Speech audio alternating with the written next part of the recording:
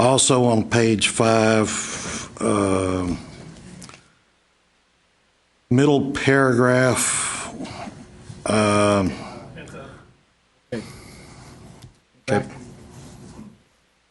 We're on, Dwayne? Yep. See, he's showing it. Okay, so we're going to start reviewing the minutes from the last meeting. We'll continue. So let's go ahead and also on get page 5,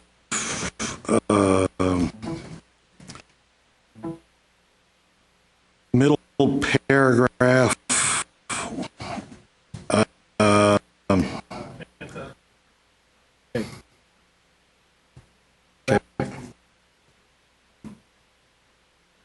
We're on, Dwayne? Yep. See, he's showing it. Okay, so we're going to start reviewing the minutes from the last meeting. We'll continue. So let's go ahead and Also on get page 5,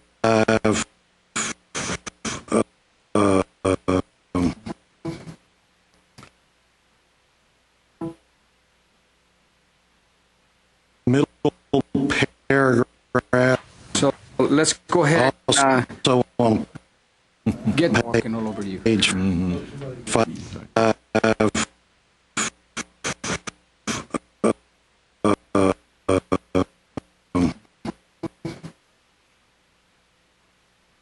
really didn't have that much to drink last night.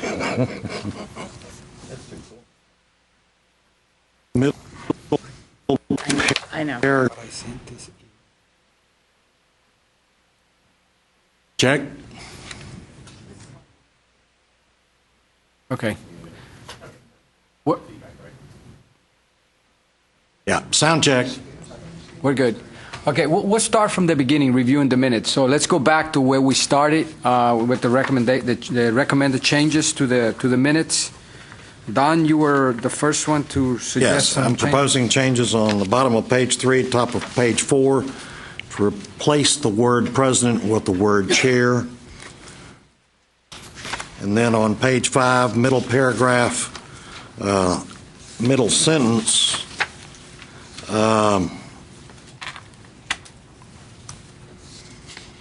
let's see. Actually, excuse me, it's back on page 4, middle paragraph. The sentence that says, when it became clear that there is an overlap of courses among programs, the word house can be removed. If it's removed, the sentence will continue on uninterrupted. Programs under one of the 16 career clusters, comma, the courses will be reviewed by the appropriate faculty, period. So just delete the word house.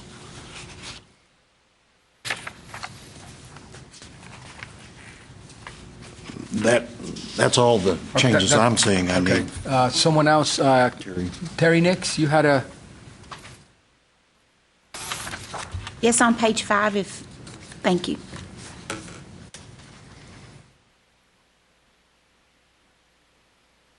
Okay, Terry, was that it? Yes. Okay, Robin, you had a change? Yes, just, Ferry, please change Lone Star College Kingwood to Lone Star College System. Thank you.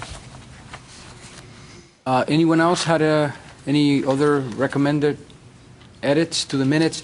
I want to go back to page 5 real quick. And Model 2 workshops are for colleges where there are only 1 or 2 programs.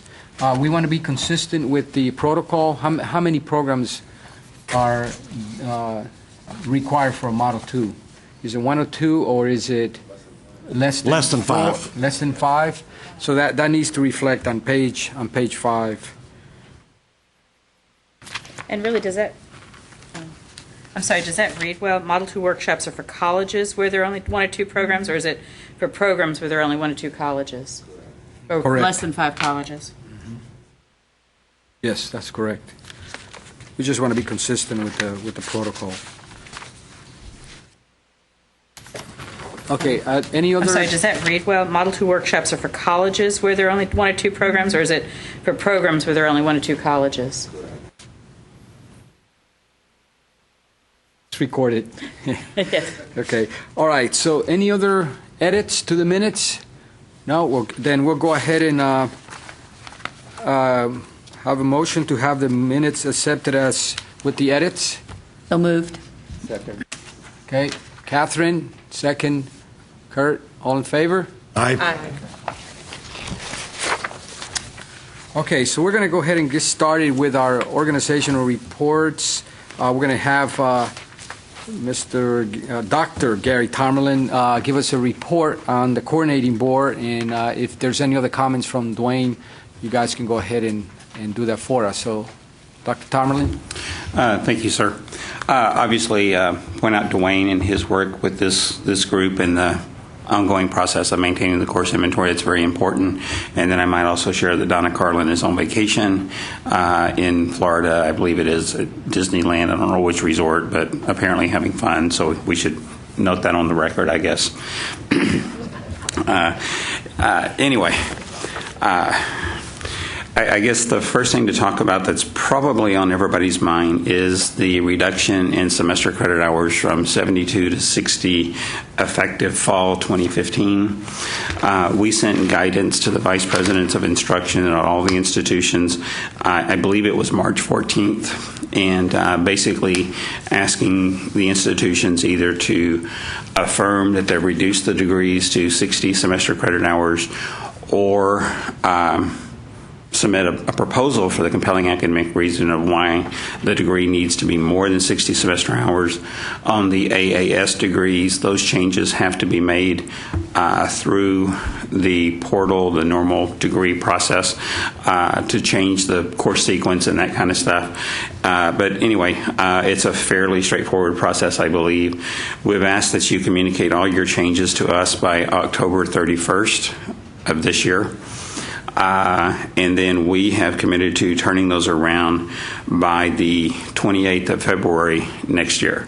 And obviously, we're being sensitive to your scheduling and calendars and catalogs and all those kind of issues as we move towards fall of 2015 implementation of this. And if anybody has any questions or concerns or whatever, we encourage dialogue. Obviously, now reach out to myself, Dwayne, or other CB staff as appropriate. But we really are trying to navigate our way through this as smoothly as possible. But so I guess the next thing is at the July board meeting, the Community College Baccalaureate study that was completed by the RAND Corporation. This came out of Senate Bill 414 last legislative session, where it was to study nursing or the prospect of community colleges offering nursing programs. And the board accepted the study, approved the study, and also made recommendations, and that will go to the legislature as we prepare as we prepare for session starting January. That's out on the website if anybody wants to go take a look at it, read it. Maybe I should point out that there were numerous opportunities for feedback as that report was put together. So hopefully it's well reviewed and well vetted by the institutions. I think the next thing I want to bring you up to date on is I guess you would call it federal priorities. You may be aware that the Workforce Investment Act was recently reauthorized about 2 weeks ago, I guess it was, maybe a little bit longer than that now. But there is a convergence, I guess is perhaps the best way to describe it, in D.C. of workforce alignment. And actually, recently, about 10 days ago or so, the secretaries of the Department of Labor, Education, Commerce, and Health and Human Services sent a combined letter to the governors of the states talking about workforce alignment and how that there's going to be a focusing of federal workforce initiatives around a group of 7 common elements.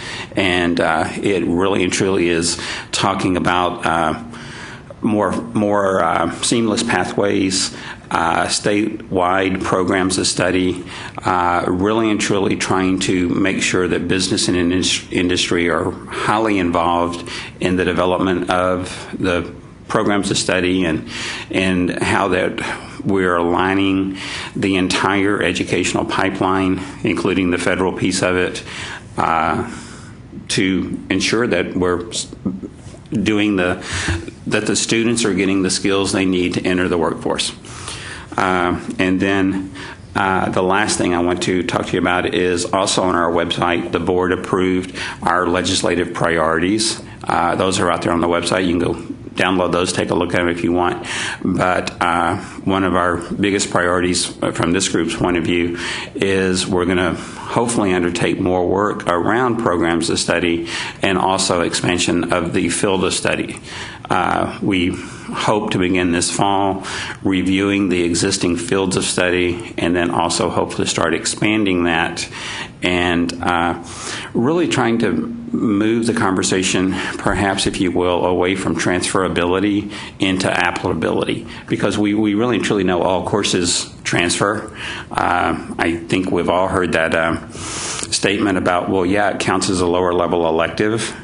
But unfortunately, find me a lower level elective. I believe they went the way of the dinosaur. But anyway, so we're working on trying to help students enter programs, complete programs as quickly, as easily, as succinctly as possible. And so that's kind of our focus.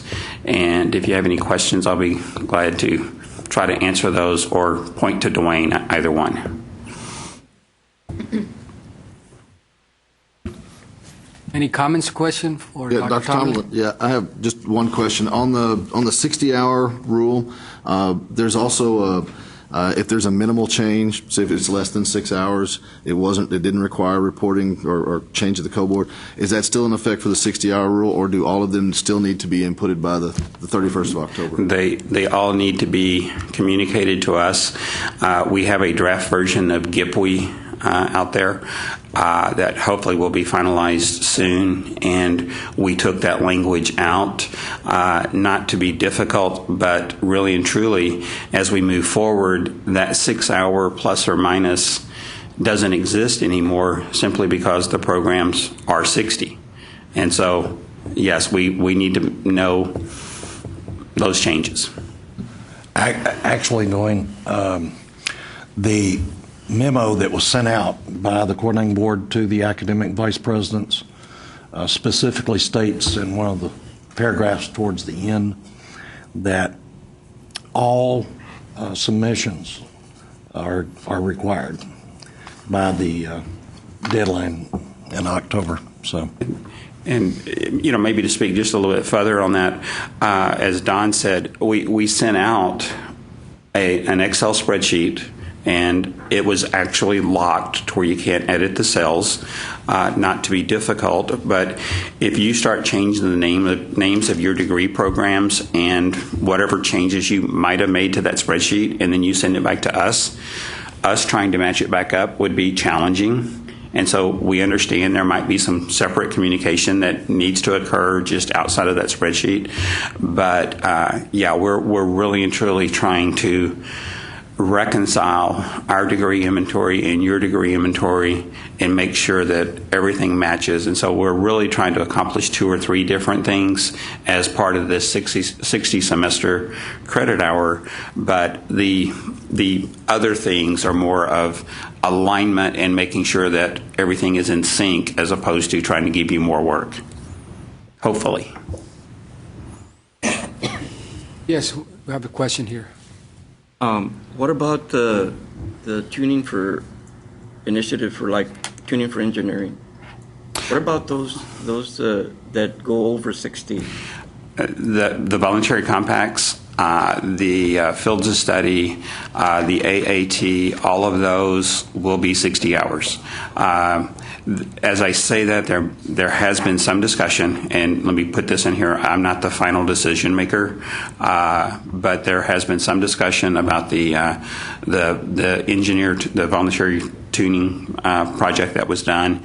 I understand it's one course over either 63, 64 hours. I don't know exactly off the top of my head, but there has been some discussion, but there certainly hasn't been any decision. And I think more than anything else, it's the whole rationale behind this is student success. We've all seen the statistic that the average time to associate degree in Texas, it kind of changes from year to year, but it's somewhere in the 95, 96 semester credit hours. And so that's kind of the driving force behind this, is trying to get students graduated. And so, but those kind of decisions, I talked about the October 31st date to February 28th, and Dr. Peebles and myself, and I guess Dwayne and Donna, we have had many conversations about this already, and so we're continuing to gather information, and once decisions are made, I think that we will try to communicate them to the field. If you go back to the board meeting, Dwayne, do you remember, was it January or April? It was the April board meeting, Gary. Yeah. UEAC actually made a recommendation to the coordinating board respective to the academic justification for exceeding 60. And so that information is available off the coordinating board's website. And in essence, they were trying to create what would be considered within the definition of that academic justification, what types of things would fit that definition. And so actually they included in that such state initiatives as, like the tuning projects and so on, as a potential justification to exceed the 60. Doesn't mean that the coordinating board will accept that, but at least that can be considered. The reason I ask is because we had a meeting with University of Texas Tyler on engineering, and I forget the gentleman's name, but he said... Jim Nelson. Dr. Nelson. And he said he was going to submit some summary, right, on justification. So that's why I was like, okay, and I'm telling the group at our school that we all need to go to 60 no matter what, but we're only waiting on that particular one. And it's my understanding that Dr. Nelson has had a conversation with Dr. Peebles, the assistant commissioner, but again, to the best, there's not resolution right now, and so if I don't want to start speculating, but it really and truly, and I think Don kind of said this from the UEAC document and the board conversation following that, that it really is student-centric. What's in the best interest of the students as far as getting them to degree completion. Any other comments or questions for Dr. Tamerlan? Dwayne, do you have anything to add? Just briefly, we'll be probably talking about the results of the summer workshops that were held this past summer. Just kind of an update. Our scheduled plan is that we will have the new courses or the course changes updated by our target date is August 15th. Again, kind of a moving target, but we will. Our deadline is basically August 31st. So sometime between August 15th and August 31st, the website will be updated with the new course changes. Raphael, if I could expand on that, I believe everybody should be aware the health science courses were reviewed this past summer, and the health science professions might be where we're getting the most inquiries about the 60 semester credit hour issue. So as Dwayne said, those changes will be available soon. And so hopefully everybody, as they're putting together their revised curriculum or even their compelling academic reason of why they need to exceed, hopefully they're looking at those changes and take those changes into consideration. I might share that we have had a couple of proposals come in, and they were over the 60 semester credit hour limits, and that's the first thing we went and did was look at Wecm and saw that perhaps they had used a 4-hour course when a 3-hour course with the same number of contact hours was already available. And so we've had conversations with the institution and asked them to consider that. And so just when we start looking at these, we're going to try to net them down to, the bottom line. Can you get there?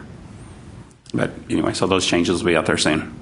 Okay, so that's a good point for this committee because, we're going to get the Wecm comments coming through. So please, let's help the project respond to some of those questions so we don't let these issues sit out there for a long time. Remember that the timeline is October 31st.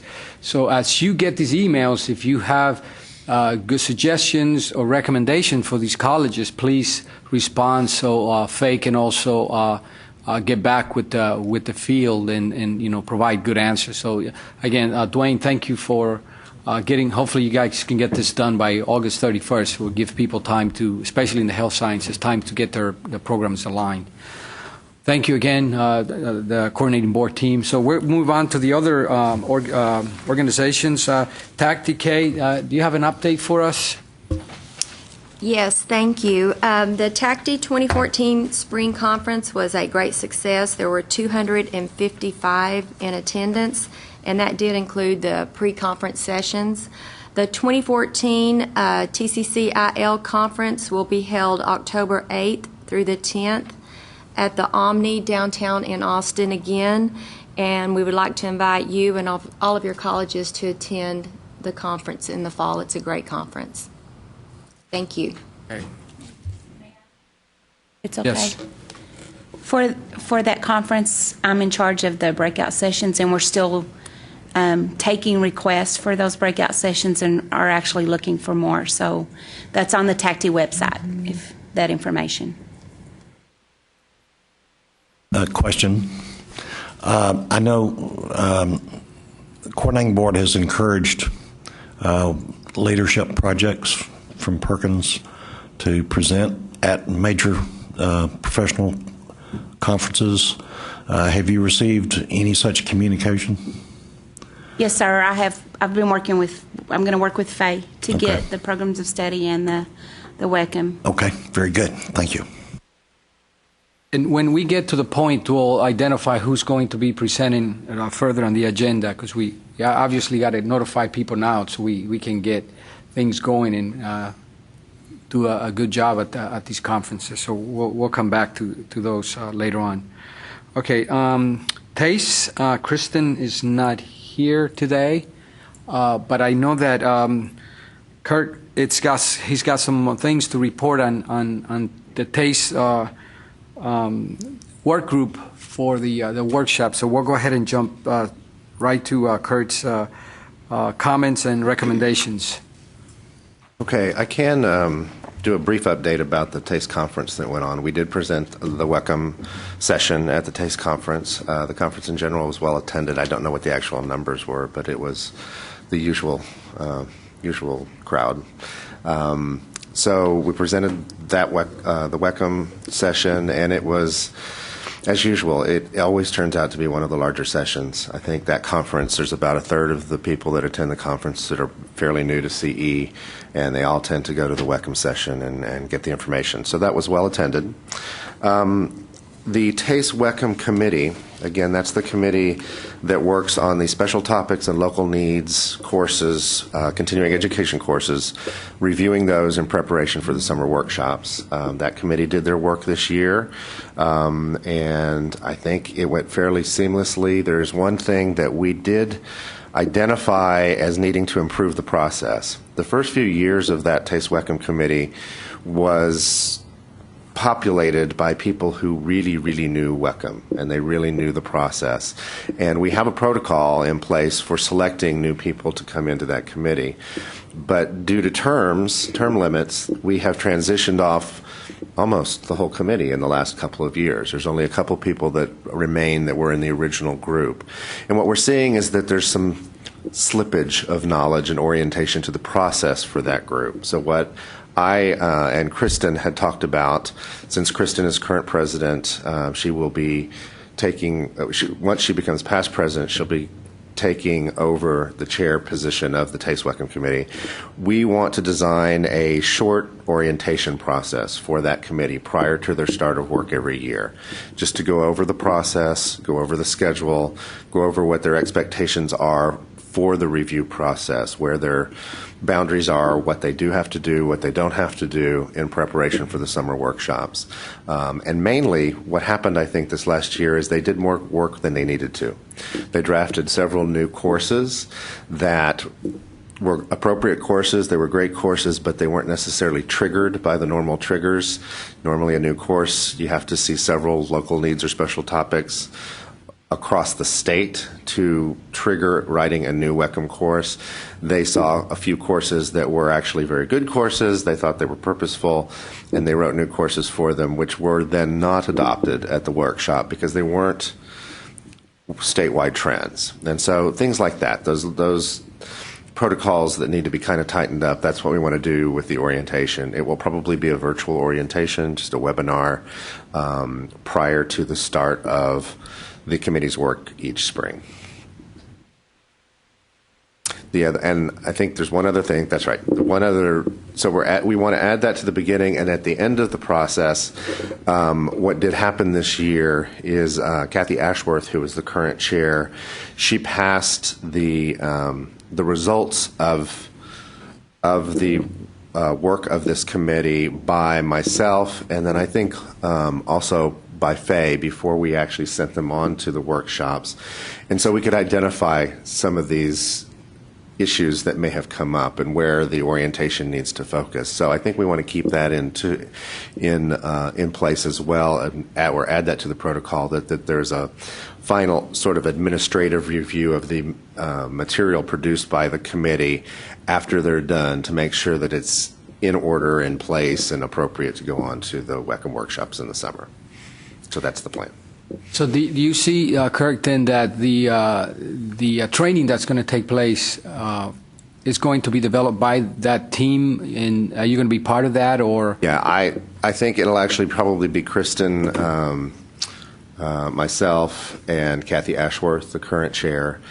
We will just go through the process. The schedule starts sometime in January. It's when they first kind of start talking about things and planning things out. And so this fall, the three of us will get together and we will create the orientation. And if you would like, we could come up with an outline that we could bring back to this committee if the committee needs to see it, the leadership committee or not, before we implement it in the spring. It's up to you. Well, I think it's a good idea to bring it back, because what you guys do in that committee, it's what goes to the summer workshop. And this team here, the facilitators, lead facilitators, and then just following the protocols that we have in place. So it would be a good idea to be brought back to the committee. So should we bring it back to this full committee or the task force? I would like to hear some comments from the rest, but I think that eventually the whole committee needs to see it, but the task force is the one that gets into the details. But any comments on that? I agree. I think it should go through the task force first, and then the task force can report back to the Wecm Leadership Committee on the results of that. Okay, and then should we shoot for, what, do we have in October? Is it October is our next meeting? Yes, October should be. Tentatively. Tentatively, it's the next okay. meeting. We'll shoot for the October meeting then. Okay.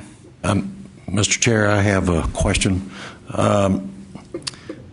I think we need to be a little bit more specific with the deadline date for the deliverables of that committee. And that needs to be coordinated with the project director so that the timing for collection of all the data related to summer workshops fits together properly. I think by the time these were received, most of the communication had already gone out to the teams and the facilitators and that kind of stuff, and so just a little bit more timely. I don't know, April 1st deadline, or I'm not giving a specific criteria right now of a deadline date, but some specific deadline date needs to be set so that this group knows the timeline they're working by. Okay. Well, and there has been a schedule in place for several years Right. now, and I'm not aware of whether they met that or not this time, so I'll look into that. They did meet the deadline as I read the deadline, and that is they had to have the information to us prior to the Model 1 workshops being conducted. Right. I received them on Wednesday prior to us starting the workshops the following week. So, it's just It's an usually interpretation kind of thing. it's usually before May We just need to 1st, set so. a date, because they certainly followed through, and they did Yeah, the job. yeah. I'm not being negative at all. I think it's beneficial to that group to know what deadlines they're working on. So we also need to remember that we're trying to get the Model 2s accomplished a little bit earlier, so sometimes there may be courses that are affected there too. Remember, we really pushed to try to get these Model 2s in place because a lot of the faculty leave before we start the summer workshop. So we need to think about that also. I don't know how many courses were looked at with your the TASTE Wecm group, but we need to also remember that we're trying to get these Model 2s done because a lot of the facilitators are struggling trying to get participation. So just, Kurt, just remember that when you guys have the discussion. Okay. Anything else for Kirk? Any other questions or comments? Okay. Then we'll move on. TACRO, I know Matt, it's not here today. I did email him.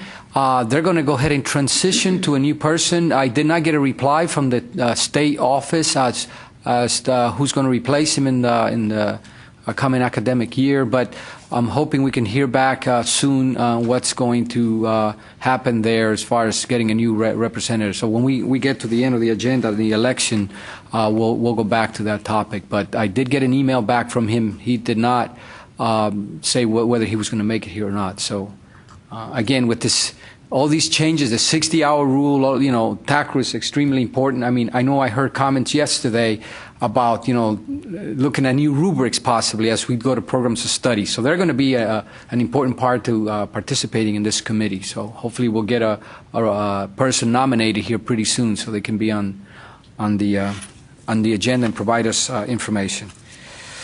Okay, so our next topic on the agenda is the Wecm Leadership Project Activities Report.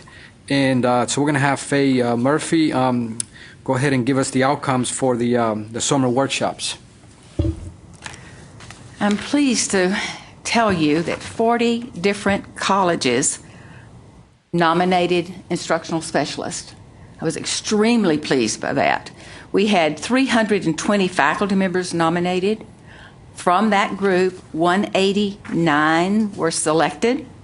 And from that group, 172 actually participated in the workshops. The workshops were obviously good this year. Jeff and I were a little concerned because of the transition. Will we be able to make the instructional specialists feel comfortable? Will we be able to follow through with the quality work that Midland has done for so long? So needless to say, we were very concerned about meeting the needs. For that reason, I have provided all of the comments that came to us, and if you look at that document, the faculty members really did comment. We had a lot of new instructional specialists who had never attended a workshop. And I've said all along, many times we look at the Wecm maintenance project as this is our effort to have a course inventory. That is really selling this project short, because for the faculty members, they are learning a lot about how to write course outcomes. They are meeting friends that are friends for a long time, colleagues that they can share information with. but I love some of these comments, and I just have to say them. I have a better understanding of Wecm. I hope to get the opportunity to return. Great process. Wonderful workshop. Learned so much. I learned a lot these 2 days. It made me cognizant of the importance of Wecm in the state of Texas. Facilitators did a great job keeping us on task.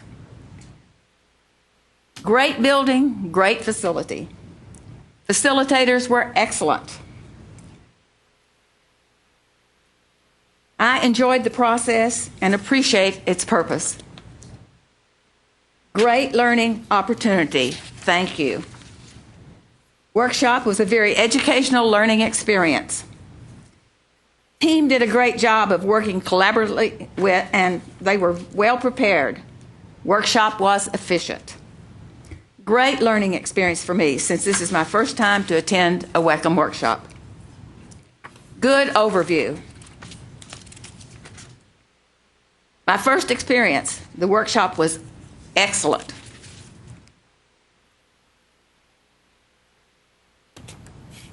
And I must say thanks to each of you all who had the opportunity to serve as a facilitator. You did a good job.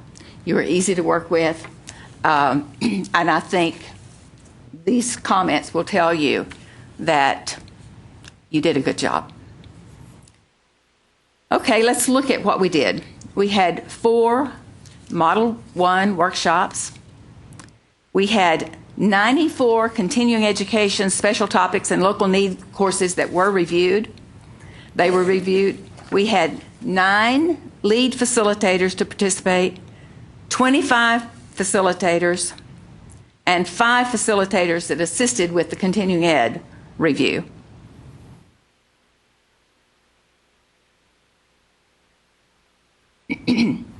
We did have some challenges. Okay. Oh, by the way, let me back up a minute. We had Joe Garcia, who served as our data specialist for this workshop.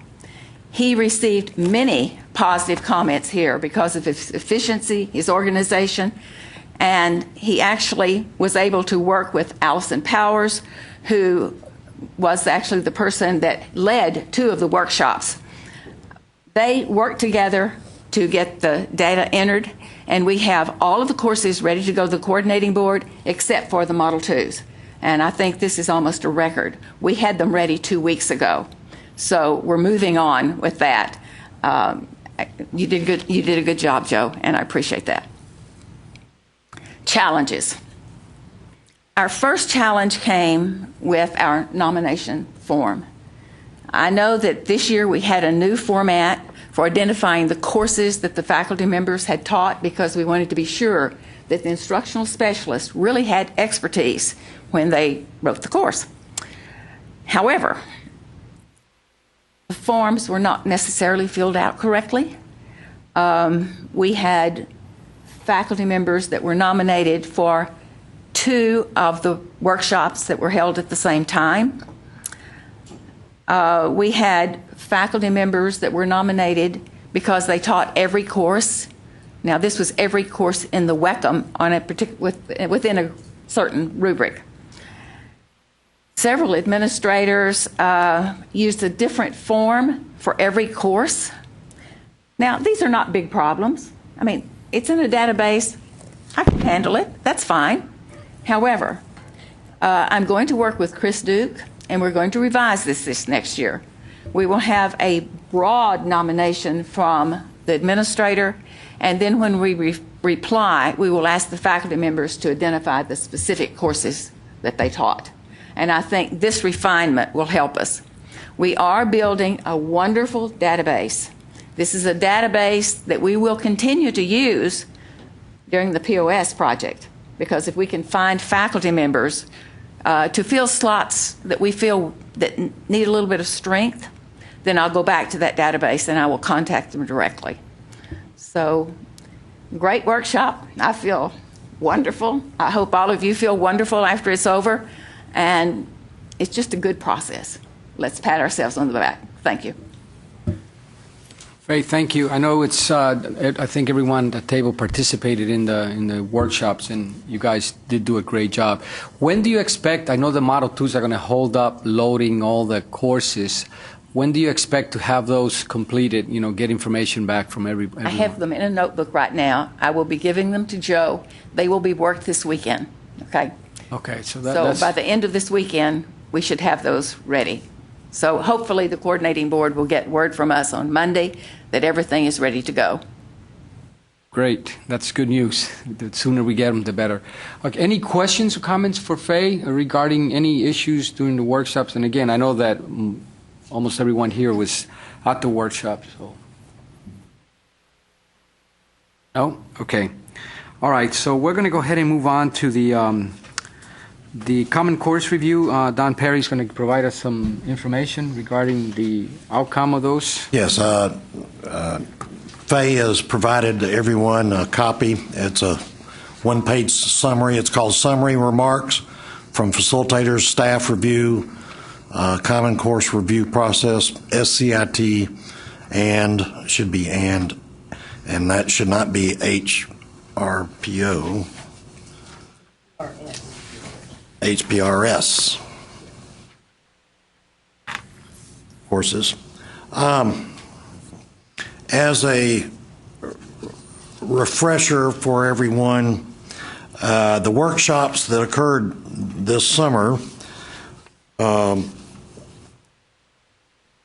were on courses in programs of study areas under 3 different clusters. Clusters 8, 10, and 15, the Allied Health and Human Services and STEM clusters. And the task group, when we started working on this summer's workshop last year at this time, it became very apparent to the task group, and I mentioned this at our last meeting, that there were certain specific courses that appeared to be offered in program areas across these clusters.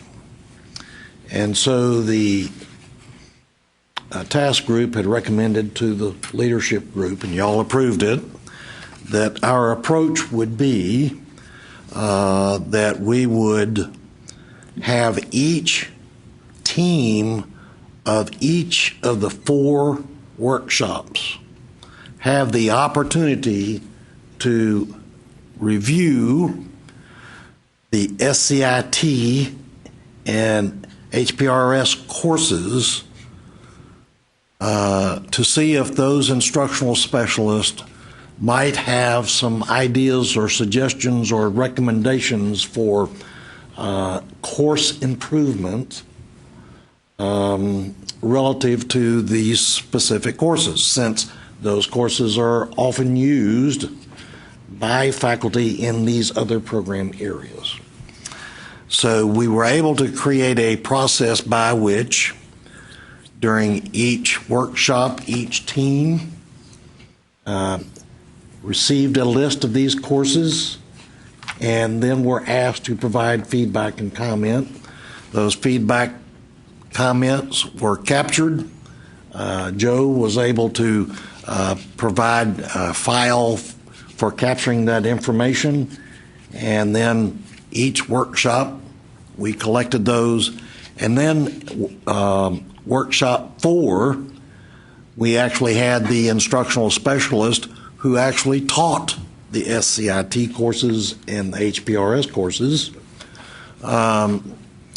and we provided those particular instructional specialists with the feedback forms captured from each of the teams from each of the other workshops. And the results is that basically, by and large, most of the teams really did not have any substantive change recommendations, but there were a few slight recommended changes. But it appeared that the actual process itself worked well. It also appeared that the teams appreciated the opportunity to be able to see and review those courses and to provide comment. And this is not unlike what we actually did, and I'll talk about this some more later as we talk about next year. But in 2012, we did a similar thing when we reviewed courses at that workshop. So this was a little different in that the HPRS and SCIT courses really almost function almost like a base core level of courses across those programs. So anyway, that's a very brief summary, but any particular comments that any of y'all wish to offer up, just as maybe what you experienced or you saw, or anything that you believe we might need to consider as a task group to improve the process that we are utilizing now? And again, I think Joe did a great job, going ahead and getting the files for each team that was ahead of the team that was going to come in and do the final review of the SCIT and the HPRS. I know Juan was the one that led the team. Can you give us any feedback on what went on in your group? I think some of the specialists really appreciated the comments, because even though they kind of led, they gave you the idea as to what's coming up with it, but still was a very good comment in terms of what are we going to do with as we look at the SIT and HPRS. But we did have some challenges, especially on some of the courses, because the discussion went it went really well. But the challenge, in terms of asking Joe to come in, assist on how do we take care of this particular case, and then moving this, maybe this doesn't belong here. But it was a challenge, so it was very good. Anyone else have any comments? I know that all of you probably had someone in your teams. Yes, Catherine? Raphael, it's not a comment so much as it is a question. The next to the last paragraph here said, one exception to the HPRS course, sterilizing technique should not be a core course for Surge Tech. The group moved 360 degrees in their communication. This is an issue that needs to be addressed. Addressed how? From here, I can't really tell what Yeah. I couldn't either. So I don't know. Faye, do you have a sense? I do not know. I just know that this was an issue that they talked about over and over and over again. And I guess I want to toss it back to Juan. Yes, Did they talk about that in the final session? I'm trying to remember on that issue on that course itself. I don't remember. I think they thought that this was not enough sterilization for Surge Tech. I think Juan and I mean, Joe and I were there, and I recall there's a change in the industry. There's something to do that they don't fit in this category. It's not your typical person that's going into into surgery. It was the people that actually sterilize the equipment versus the person that's in the room. Yeah, exactly. So that was the issue that came up, and they really wanted a separate rubric. At one point, they talked about that. So I don't know if you recall that, Kurt. Did you hear? I don't, but it sounds like it's the difference between surgical technology and sterile processing technology. Okay. Yes, Which and I know we had the separate discussion. rubric. So that's something that, again, the task force, we're going to have to probably look at that and look at the recommendation that was sent from this team. But I know that was it. It was having to do with equipment versus being in the actual operating room. That was the comment that I heard. Well, I wasn't leading that group, but I know that comment came up. So we need to possibly address it. And the issue was there's a shortage of these people, and they need different training for what's provided within the courses that were there. That's what I heard. Could we see what's captured in that course I mean, not today, not right now, but in preparation for release of the interim database, there should be some information that was put in it.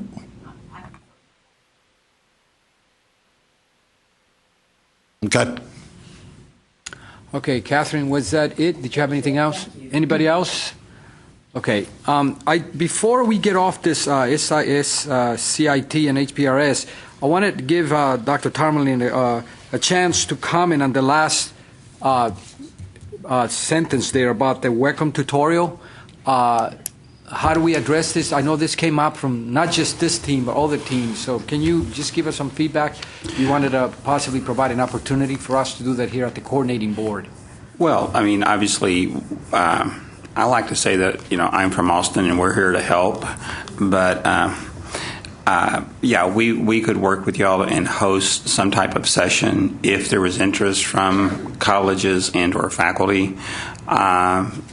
I will assign this to Dwayne, as he's not looking at me right now, but maybe work with y'all if we can come up with a date, perhaps as quickly as fall. I don't know. I mean, obviously, I know your faculty are coming back to work in the next week or so, and semester starts and all that kind of stuff. But if y'all would like to do something this fall and bring in a group, we could have a group come in here. I'm not offering to pay the expenses of traveling to Austin, but if people wanted to come in, we could certainly host a day-long meeting if that was appropriate, and train faculty and or new administrators or old administrators on Wecm, and if that would help, perhaps in front of the October 31st 60 semester credit hour line. Of course, we'd want to work with y'all. My only reservation would be that I'm assuming the boardroom is available some date between now and then, because this is the largest space we have to do it in. But we could certainly entertain that conversation. Can I ask a question? Do we have clarification on what would go into this tutorial? Is this an overall, what is Wecm, how to use Wecm, all of that, or is it the database, or did they specify what they're looking for? I don't. All we see is that they're talking about a Wecm tutorial, and then again, right. I think Don and the task force will have to come up with something.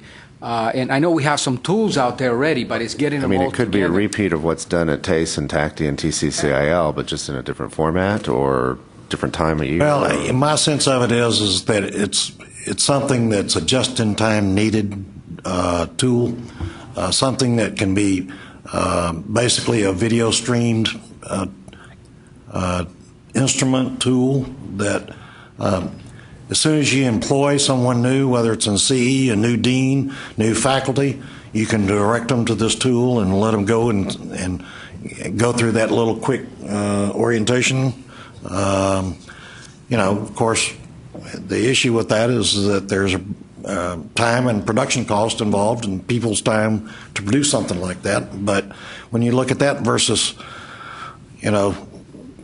50 or 60 institutions paying transportation costs to come to a conference, that all those aggregate total dollars spent in that one day travel for one day could be spent on creating a tool that could be used.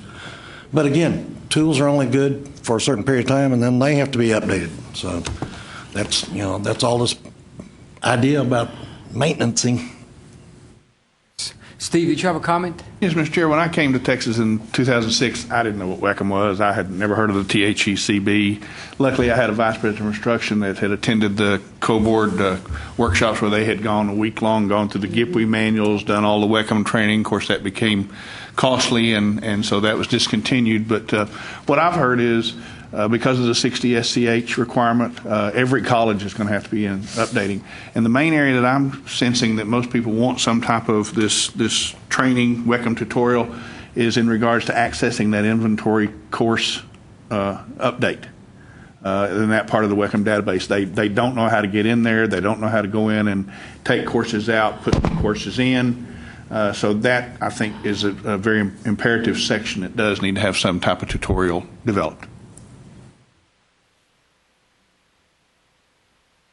Yes, and I think, the linkages like the protocol manual, a lot of people are forgetting Chapter 4. They simply think it's GIPWE. They don't know the processes occur. I know what you're saying. Exactly what is that we want to do here is pretty broad, but as Don said, maintenance, it's keeping up. And as you make these changes, people need to understand. Like a good example of this was this SCI-THPRS. As we go to programs of study, people need to understand, look, there's a process which is working very well. I mean, there are some minor kinks, but I think they need to be aware that these tools are available for them to be able to make the changes. So I don't know if you have any other idea, Kurt. I don't know what else you were thinking about. I have one other comment. Down later on in this afternoon, one of the items that's under for me to talk about was a video Wecm nomination something, and that sort of ties into this. This was a request that came out of the workshops as well, that there should be some way to educate the field on how to do the nominations so that they know not to fill out. This is the instructional specialist nominations for the workshop, so they know how to use the website to do that, so they know not to submit one per course and all those kind of things. So there seems to be several major topics that are bubbling up, and we're hearing it from the workshops, but we're also hearing it from the field, that ongoing we have to somehow address the education piece and the training piece of Wecm for new faculty, for new administrators. Years ago, several Wecm people did a tour of Texas and did workshops around that kind of thing. And I know travel and all of that's expensive.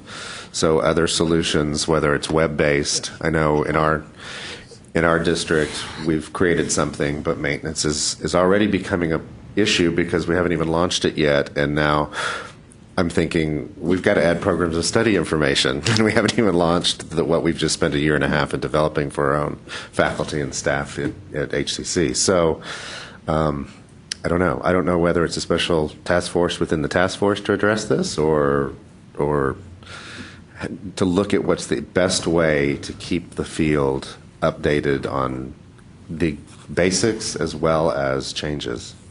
Okay, so I think, Don, do you agree that we need to look at it at our next task force meeting and get back with Dr. Tomerlin on getting, a I'm just thinking that, there are a lot of low-cost, internet-based systems where you can capture information, just like the coordinating board does with capturing this and putting it on YouTube, so we can do that kind of stuff. I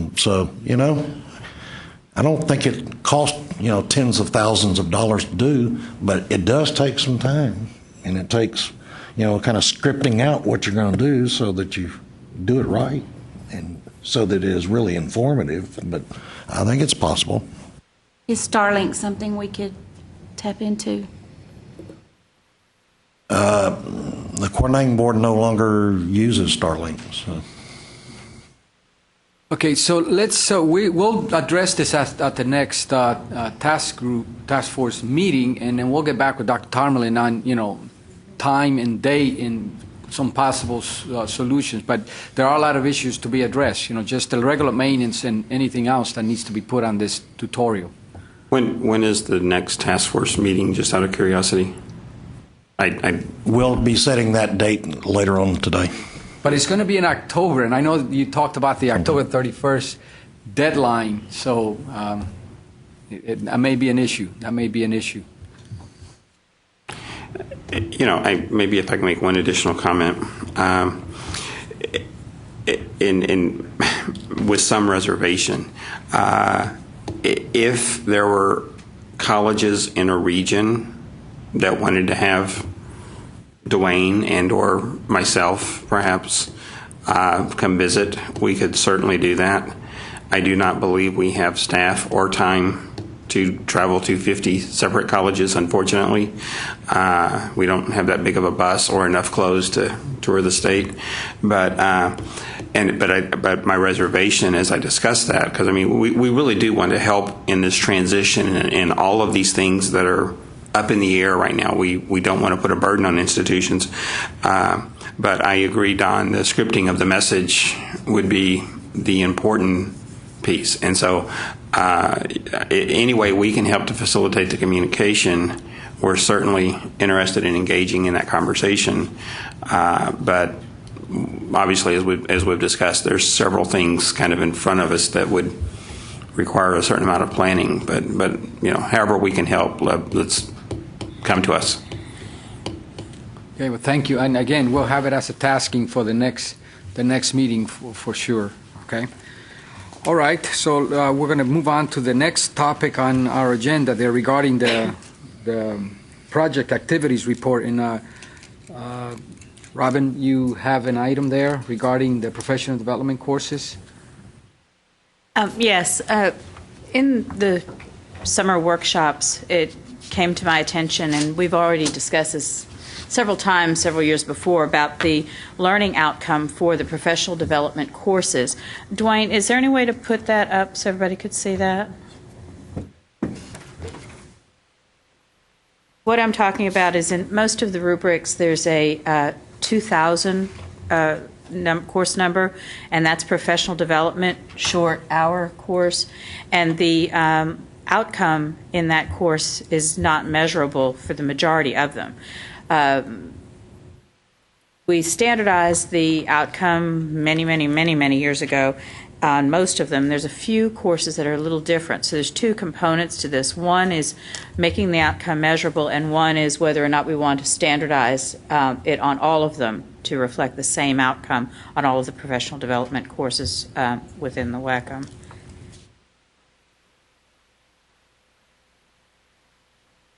So this one, gosh, I can't even read it. There we go. It says demonstrate comprehension of current issues or topics or new updated guidelines.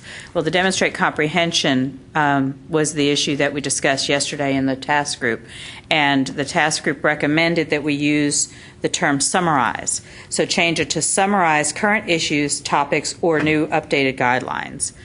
The other one that was address, but that's a little hard to measure address. But summarize would be more measurable. So any discussion on that? Any thoughts? You want to ask for Yes. a vote? Okay, so like Robin said, we had discussed this a few years back. I know we wanted to make these changes. We're promoting maintenance and the correct verbiage for and measurement stuff for the student learning outcomes or the end of course outcomes. So that's the reason why. We don't want to have stuff out there that's conflicting with what we put out in our protocol manual. So we want to fix this problem. So first thing is to go ahead and have somebody make a motion to go ahead and change the language as recommended by Robin, and then we'll take a vote. And then obviously then we got to go to another vote because there are many courses that have the same language, all the professional development courses. So first, we already have the suggested language, so Dwayne can make those changes. So do I have a motion to go ahead? So moved. Catherine, any discussion before we take the second? Any other suggested language? Yes. Joe? Is this the standard language across all the professional developments? Because that doesn't look like what I was expecting.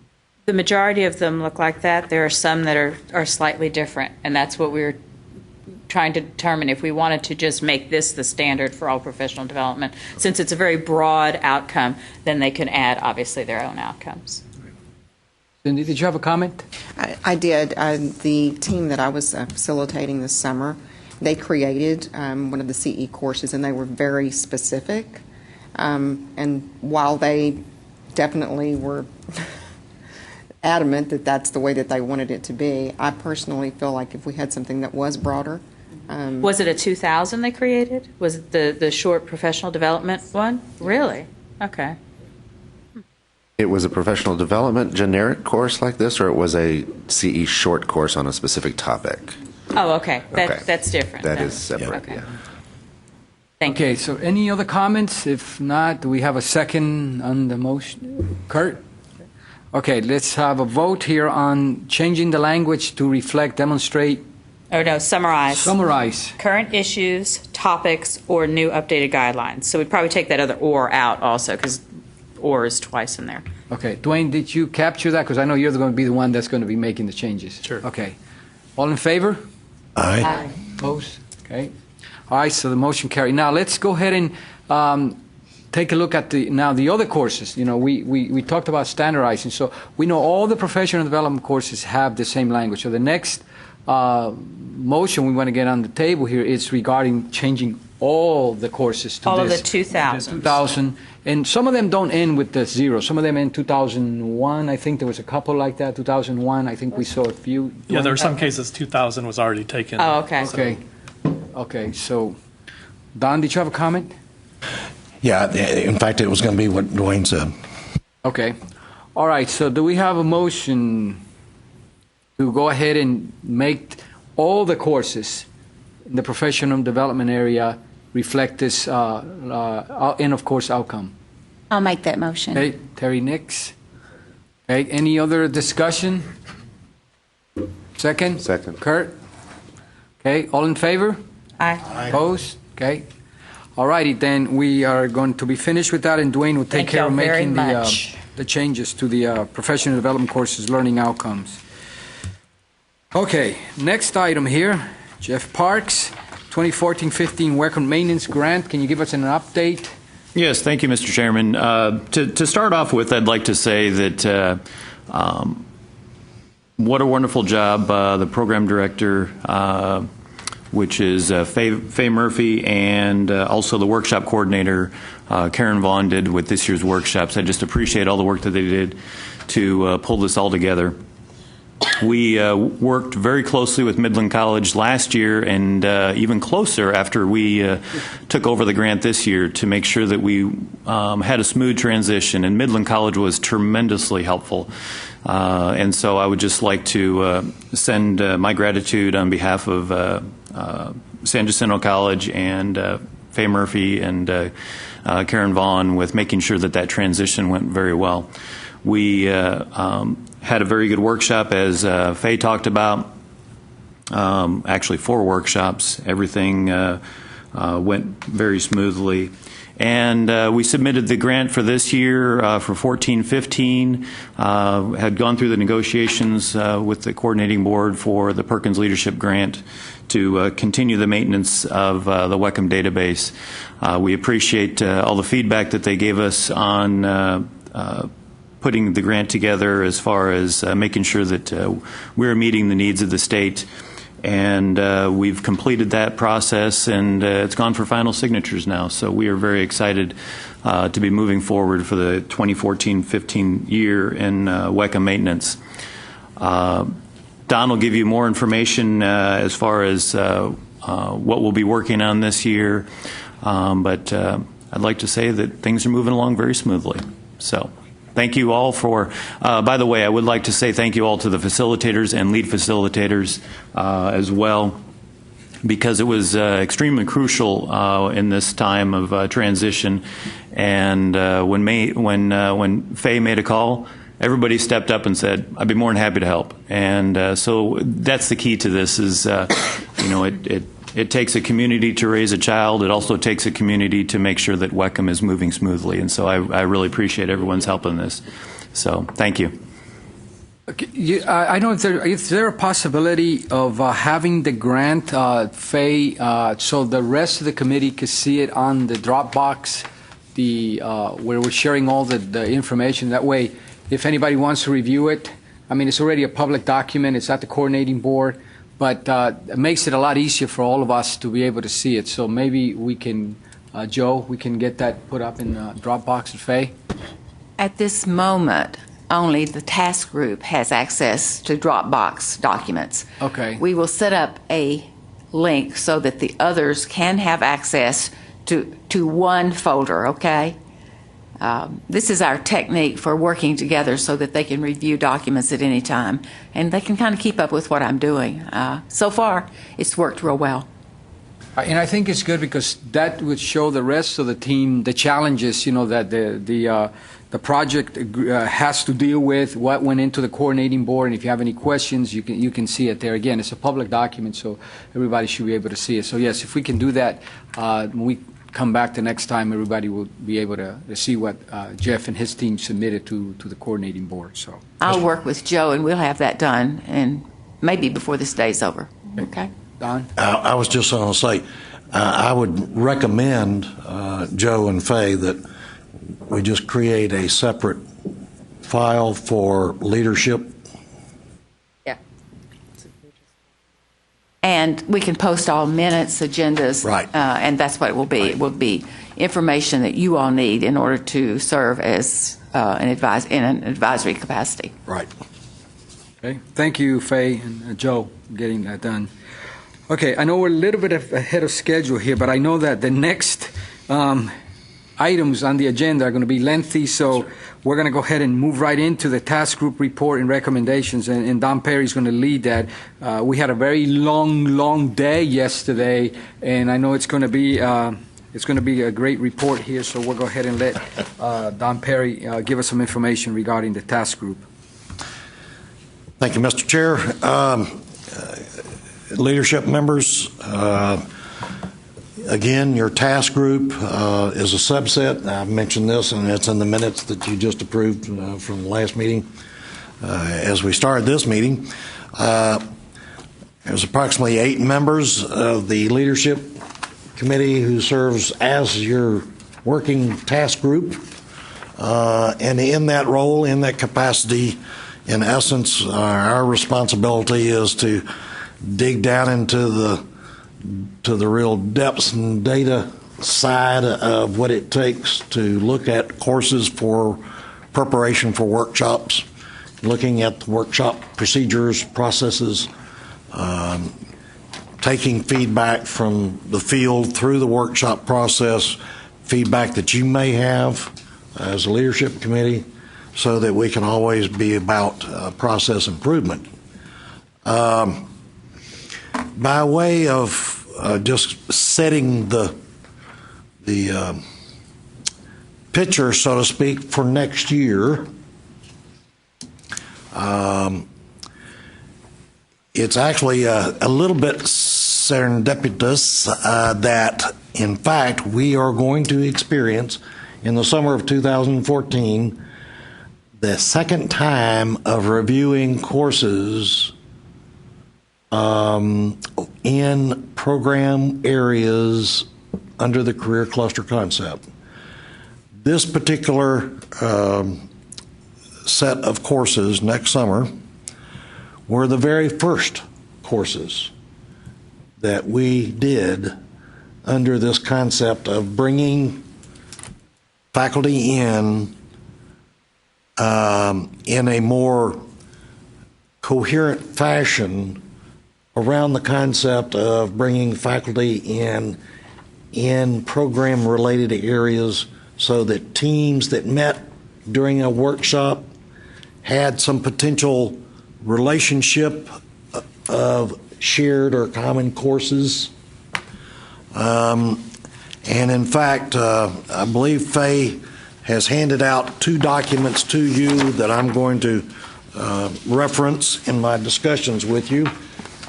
First of all is a spreadsheet that looks like this, and that's where I'm going to start. And this spreadsheet notes up at top, this was, as you'll see, workshop number 1 back May 22nd through the 24th of 2012. We reviewed Career Clusters 4, which is Business Management and Administration, Career Cluster 6, Finance, Career Cluster 14, Marketing, and way back in the summer of 2011, when we started doing our work as a task group, the first thing we did was we with the assistance of several folks, including Dwayne, but also had Robin and others who assisted in us doing kind of our first work using pivot files to do an analysis of courses under programs. And if you'll see along that top row, the 4-digit zip code numbers, 11.06, 19.09, and so on. Those were the specific program 4-digit zip codes in which we found these specific rubric courses. And so all of those were in cluster 4. So everything in yellow was in cluster 4 in the business management administration area. And then in the salmon color, also was out of cluster 4. Again, looking at those same program zip codes, we found ITSW, BUSA, PUFT, PUFI, PUFL, PUFM courses.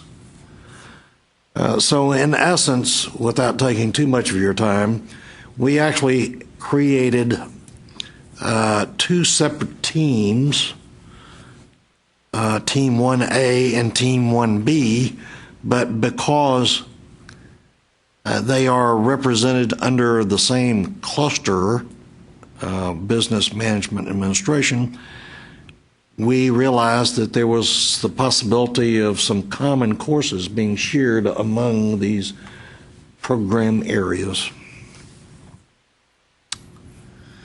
Then we also, in cluster 14, was real estate, which comes out of the marketing area. And then the 4th grouping was in cluster 6, which is in finance. And you'll see that all of those are in the accounting and banking and insurance and so on. Then we have a limited number of courses in the fashion marketing area. So, all of that is to say, that's what we did back in 2012. And again, this was prior to us really having this official program of study leadership grant, but we were already moving in the direction of having our workshops where we had faculty attending workshops by teams where we saw program relationships. So now, let me talk a little bit about how, and this is going to kind of be merging between my discussion about the program of study beta test workshop that just occurred last week.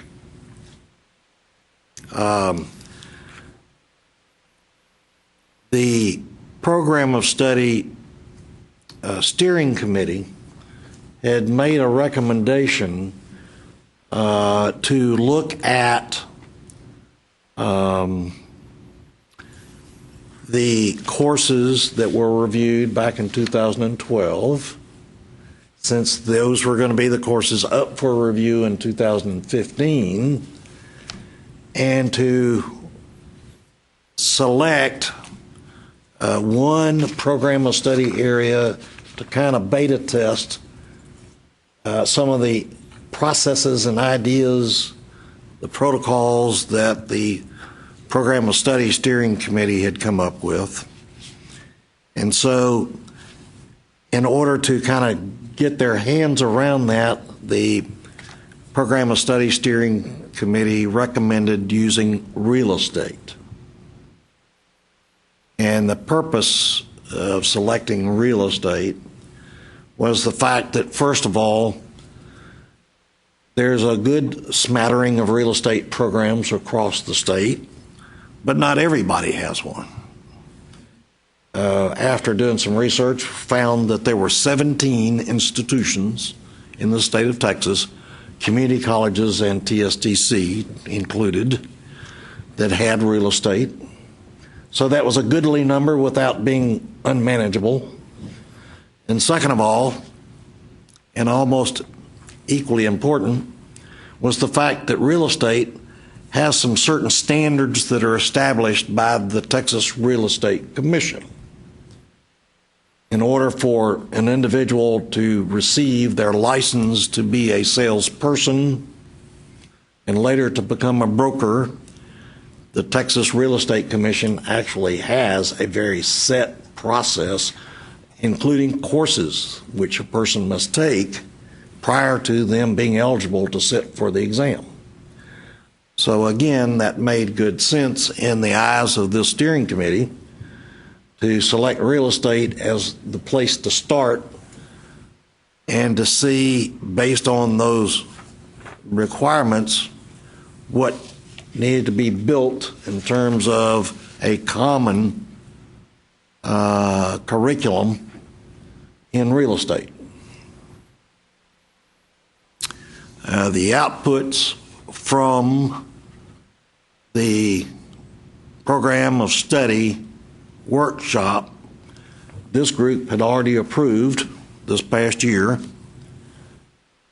would serve as the feed documentation for workshops starting next summer. So if you're tracking on that, then we had to make sure that the task group understands how we are going to have to structure our workshops for next summer to accommodate this new, if you will, delivery of information and how that will impact next summer's workshops.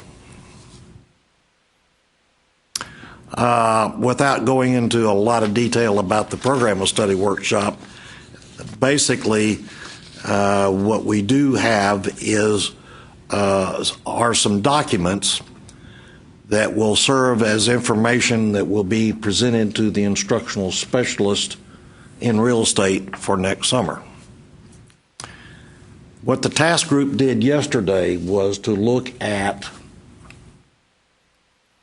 what other possible workshops for next summer might be impacted by program of study processes as well. I'm going to draw your attention now to this document that Faye handed out so that you can get a sense of, again, it's providing a little bit more detail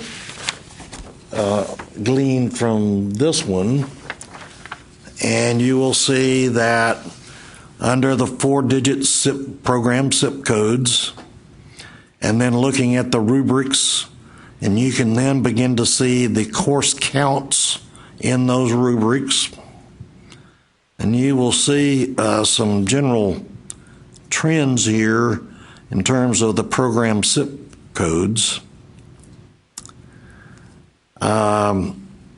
And so, again, based on some conversation with the Program of Study Steering Committee, it is the Wecm Task Group's understanding that the Program of Study Steering Group is going to be recommending roughly about 4 Program of Study workshops, which will then also be drivers for the Wecm workshops. And in fact, the recommendation that was given yesterday to the steering team is that rather than having a delay in time between the program of study workshops and the Wecm workshops, that we might consider having those connected in time. The concern that the task group felt yesterday is that we've just finished seeing the results of the real estate program of study, and those output documents we're going to sit on until next May or June. And that's not a very efficient way for us to move forward, we don't believe. And so the Program of Study Steering Committee and the Wecm Task Group are of kind of one mind that what we need to be doing is having these work collaboratively together in a timely, time-set sequence.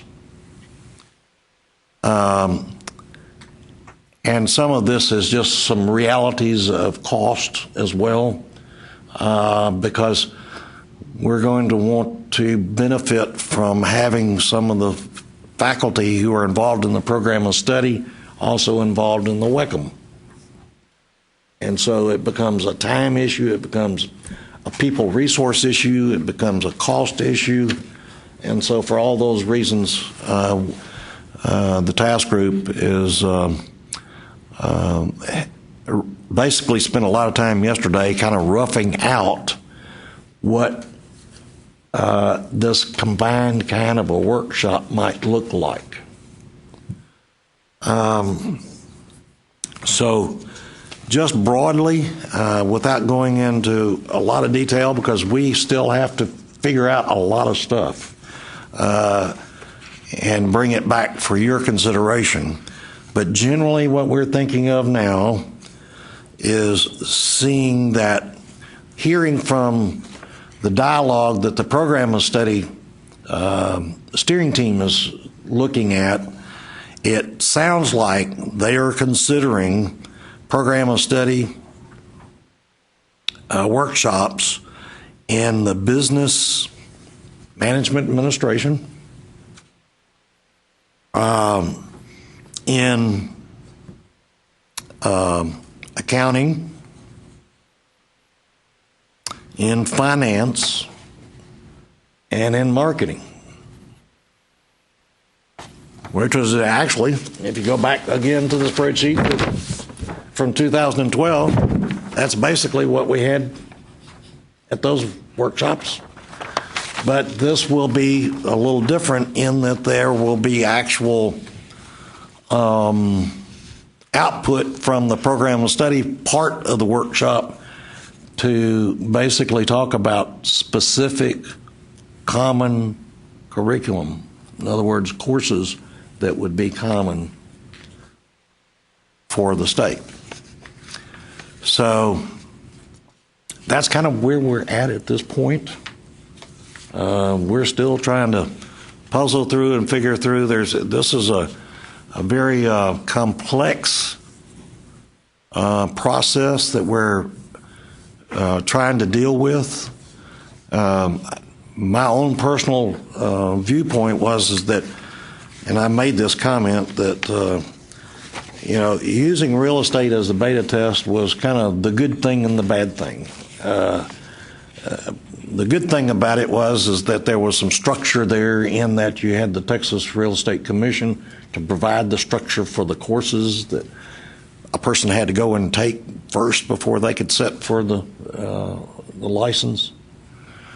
Kind of the downside to that is that when you have that kind of structure, when you're beta testing, you don't necessarily get a chance to see when something's a little more squishy, if you will, in terms of curriculum layout, and try to help how you work with groups to deal with that.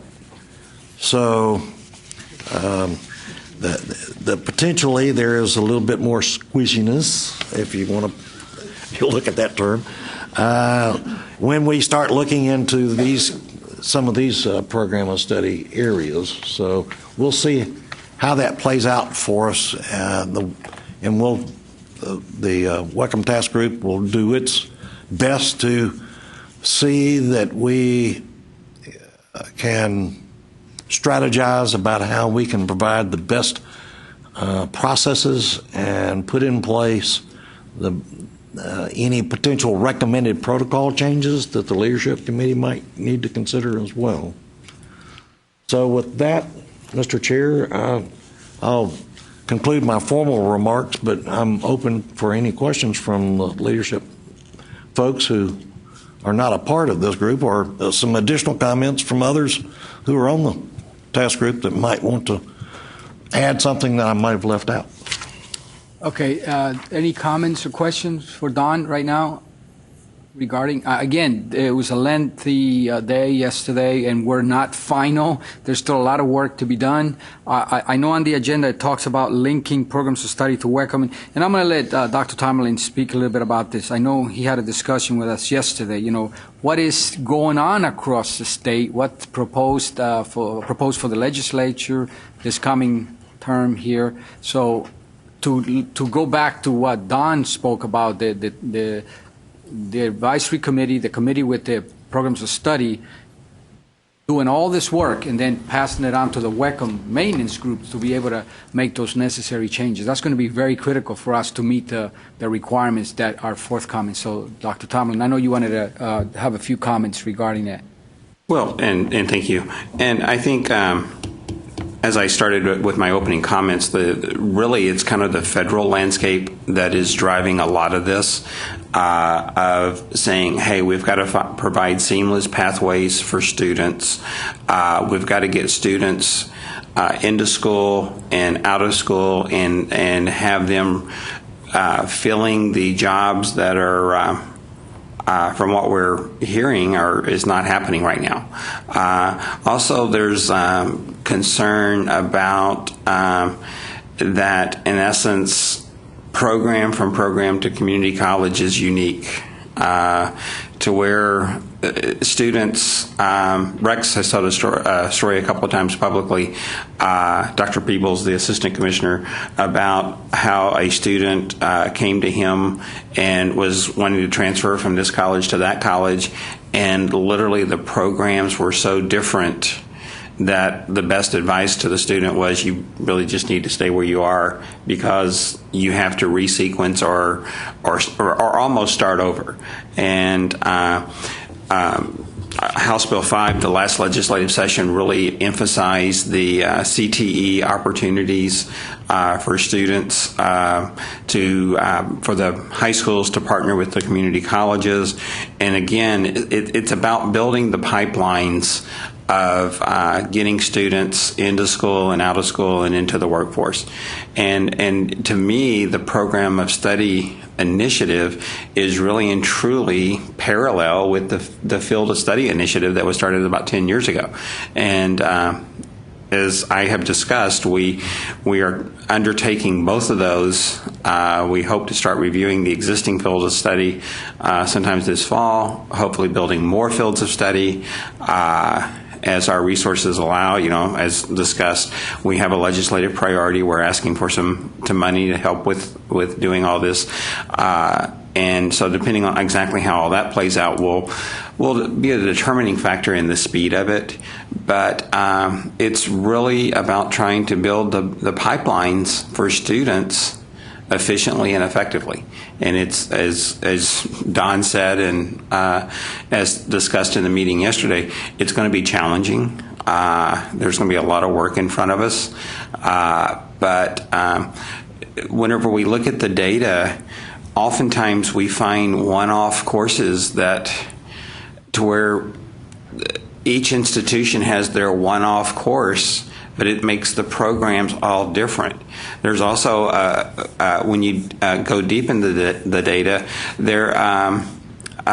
is a course that I looked at. I won't name it from a discipline-specific point of view, but it was offered about 60 times last fall and spring. I believe it had 19 different lecture lab combinations, and it actually had a bimodal distribution to where there was a large number of colleges offering it around 80 contact hours, and then another large number of colleges offering it up in the 144 or whatever the range was. That's not the same educational experience, and it's really not fair from a student point of view, because potentially you could have two students who took the same course, and this student got half the time that student did, and they get hired by the same employer, and it's like, that guy or gal's half as good as that guy because, the way the course was delivered. Also, when you look at it at the state level, you look at some of the different accreditations and certifications and things like that. And as an example, in the automotive area, NATEF is the big body that is automotive programs are aligned with, and I believe their standards are somewhere in the neighborhood of 1,200 contact hours, give or take a little bit. I don't know the exact number. We have programs with 2,400 contact hours in them. And that's, if you look at 1,200 contact hours, and I'm not suggesting that 1,200 has to be the absolute number because they say it's 1,200, you got to get to 1,200. But if you look at 1,200 contact hours, that is, see if I can do some quick math in my head, 30 weeks of full-time employment? 40 times 30, right? So potentially that student could be in the workforce at least a half a year earlier. Now, part of that might be important classroom time. So obviously those are discussions that the instructional specialists need to continue to have. But I talked about the letter that the secretaries from the four federal agencies sent out, and they talk about working with business and industry, and in essence right-sizing the programs, if you will. And I think that's a lot of the conversation, and obviously it's coming down to the state level. And so I guess that's my comments. Any questions? Yeah, again, we just want to appraise the committee here on what's going on. We're going to have to work closer together. Programs of studies and Wecm maintenance is going to become one. As we move on to the changing world of higher ed, it's just in front of us. So we're going to have to deal with that. So the committee needs to be aware that this is coming. I know the task force is going to do the best they can. There's going to be a lot of work. But we appreciate Gary giving us an update. But just be aware, you're going to be part of this committee. This is what's coming. We're going to have to work hard to align ourselves to what's going on, not just in education, but also in business and industry. Yes. And if I could share just a couple more comments.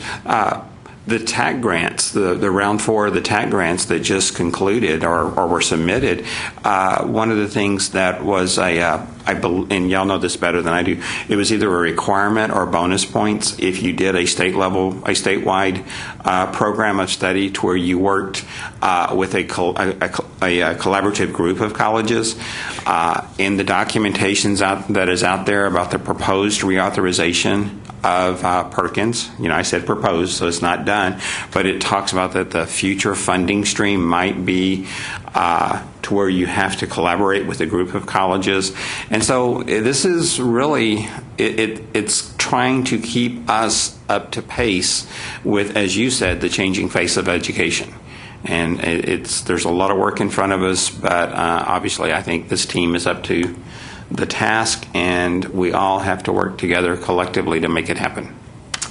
Thank you.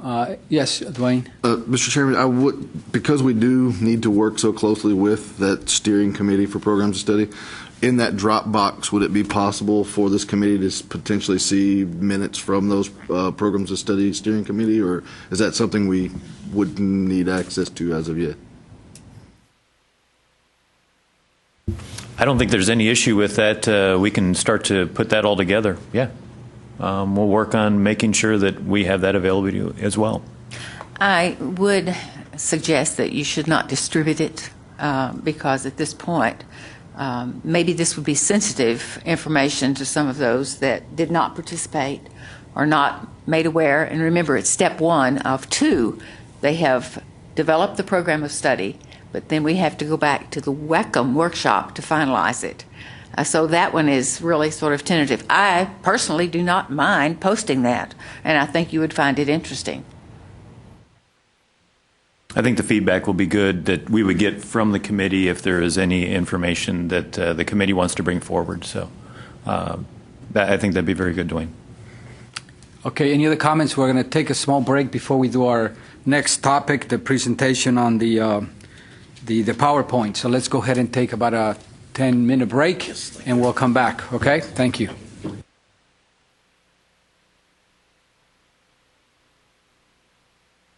Let's get back to the agenda here. I think there's a few people missing. Who's missing? Kay and Joe. Kay. Joe's sitting over there. Yes. I think Kay's out front. Okay, she's on her way in. Okay, while we get ready for the PowerPoint, I did get a little memo from a comment from Joe Garcia regarding the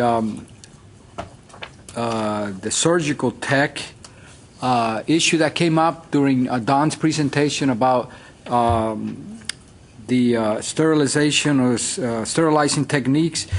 He gave me a little note that there was quite a few special topic courses that were submitted under HPRS that would essentially create a program for a sterile processing program.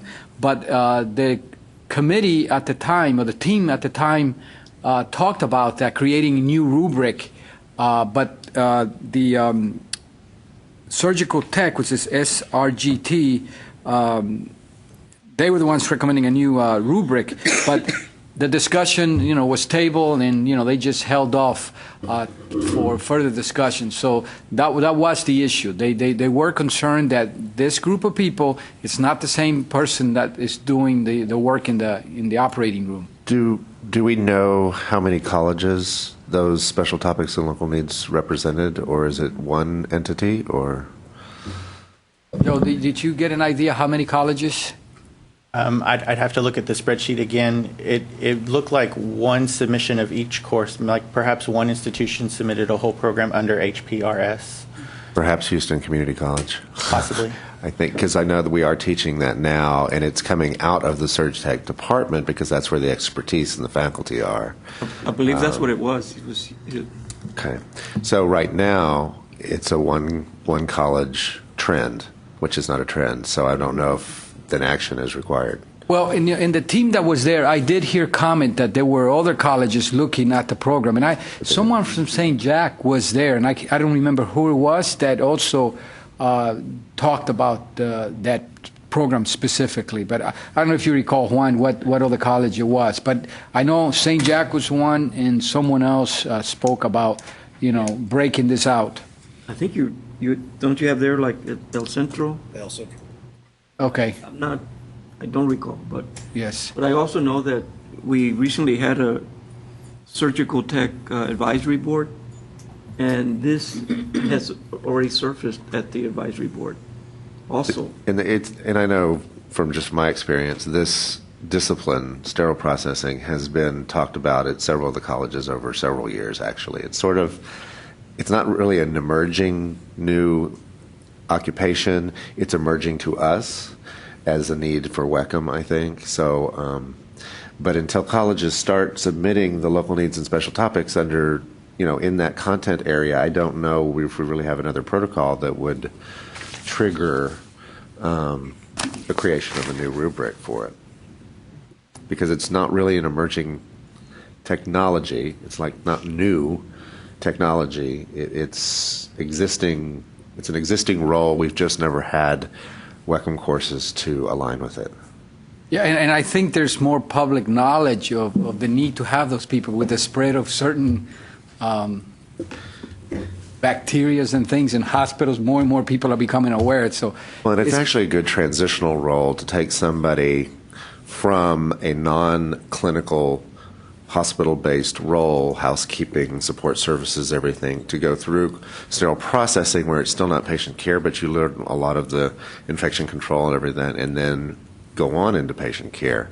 And so that's kind of the pathway that students tend to go through this kind of training. It's just where should it live in the Wecm, I think is the question at this point, and how do we get it there if it needs its own. Well, I'm glad we have a lot of content experts on the team, so I'll continue to come up. So hopefully we'll come to a resolution eventually on what we're going to be able to offer them.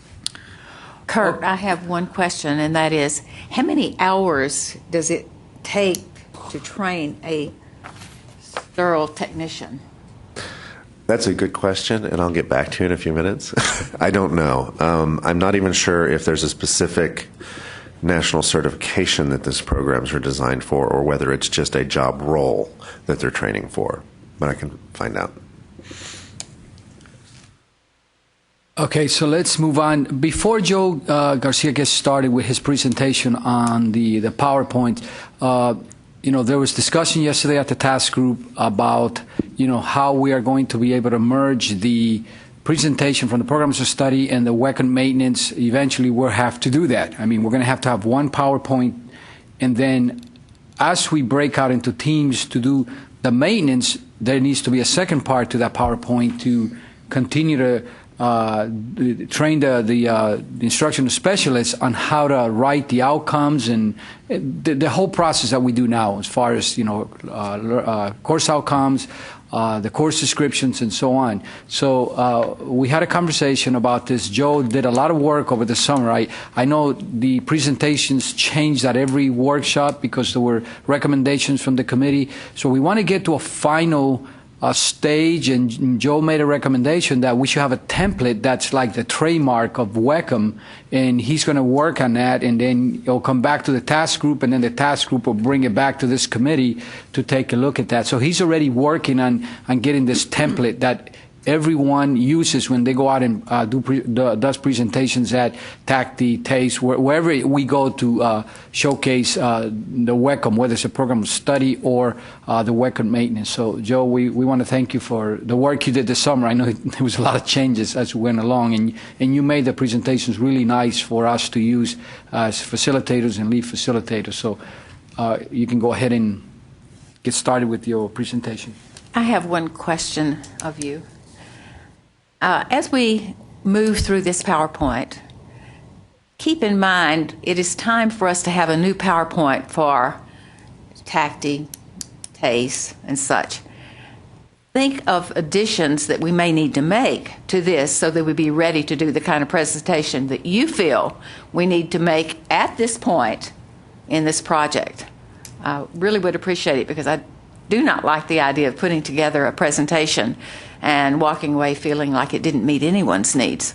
So really need your help. Okay, thank you.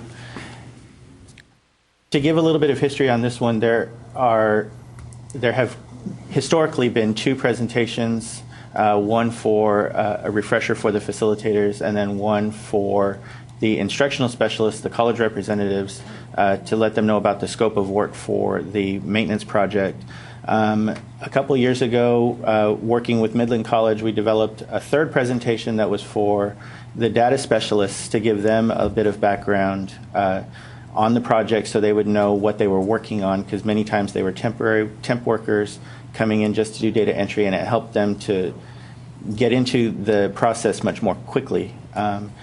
This summer, there were actually two more presentations created as part of the Programs of Study workshop, and one was geared towards the business and industry representatives, and one was geared towards the college representatives. So that added even more, to this process. But I'm only going to go over one of the 5 presentations, because this one is the most inclusive of the information in the other presentations. This one has everything, for the most part, that you would see in any of the other 4 presentations. And that one is the one for instructional specialists. It is a little bit long. There was kind of a running joke about how long it would take to do the presentation at the beginning of a workshop. It's about 42 slides. So what I would like to do, I gave everyone a handout, a printout version of this. I'd like to go through it once, discussing the content and also the purpose of each slide, And then if you can make notes about any changes that you would like to see, anything that should be updated before next year, then we can go back a second time and then talk about individual slides and individual changes. So as you see, we've got the title slide. When I was adapting the old presentation to the new one, I did keep the established 1995, and I put the two logos together to show that this has been a work in progress, and it has evolved over the years, to kind of give the sense that this has not been a static project, that it has changed with the times as the courses have changed over time.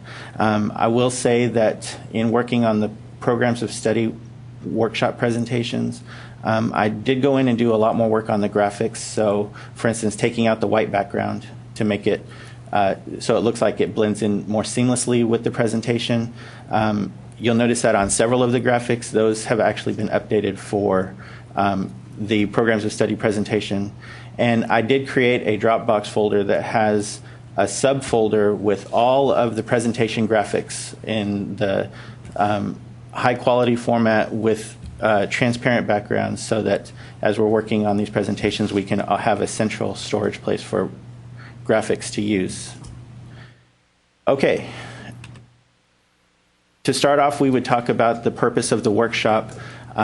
This is direct language from the prior presentation, which, as I understand, was also language directly out of our protocols, stating that the workshop is ongoing maintenance of a catalog of courses for career and technical programs in community and technical colleges in Texas that reflect current and future needs of industry.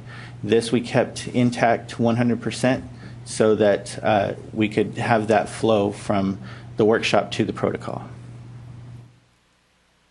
The next slide, this one used to be much more text intensive. We had a lot of bullet points of a lot of organizations that all had some sort of connection to the Wecm process. But for workshop number 4, we pared that down to just 4 to note the importance of the Higher Education Coordinating Board, the GIPWE, the Wecm manual, and then also the SIP code, to show that these are kind of the 4 components that make up a course and the administration of that course, so that when they're working on the workshop, they would know where our instructions are coming from. The workshop itself, we go over the types of courses that they'll be reviewing, special topics and local needs, that they'll be looking, things that may require a change, certifications and licensure changes, if we received comments, basically all of the triggers for what would cause a course to be changed, or things that they would know about working in the industry that could result in changes needed on the individual courses. We talk about the participants. Of course, there's the project staff, the director, the coordinator. We always have a Higher Education Coordinating Board representative. We will list the 2 lead facilitators, 1 or 2 depending on the number of teams that are there. We talk about the instructional specialists being the college representatives, the content experts, the data specialists. And it was actually pointed out to me, and I have a note, that we left off the facilitators for this one. So that one is my first note already to make an update to this, but I wanted to show you exactly what was presented to the team at Workshop 4. And as we add facilitators, probably should add facilitators in training as well. Okay.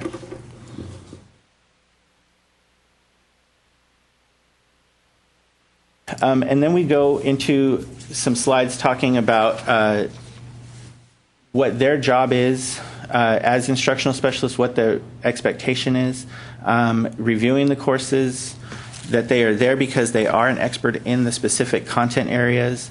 And then there's a big emphasis on representing the state of Texas, specifically talking about leaving their own department, their own college agenda aside to talk about a broader statewide goal with regard to the course delivery. And then there are 3 4 slides that talk about the actual pieces of a course and what they're going to be looking at so that they understand what they're seeing when they get into the review room. Very basic stuff, SIPs, rubrics, numbers, the different types of hours, whether they're semester credit hours or whether they're continuing education hours, and then also a guide for how they can identify those quickly based on the smart coding and the numbers. And then the next 2 slides also deal with the parts of a course, but specifically these 2 are separated out in that these are the main things that they will be reviewing: the titles, descriptions, outcomes, the contact hour ranges, the level of the course, whether there should be a lab, licensing, and then prerequisites, if any. And then after going through all of those components of the course, there is a slide to show them where they can actually see it when they look up a course online. And it shows every single component that was covered in the previous 4 slides.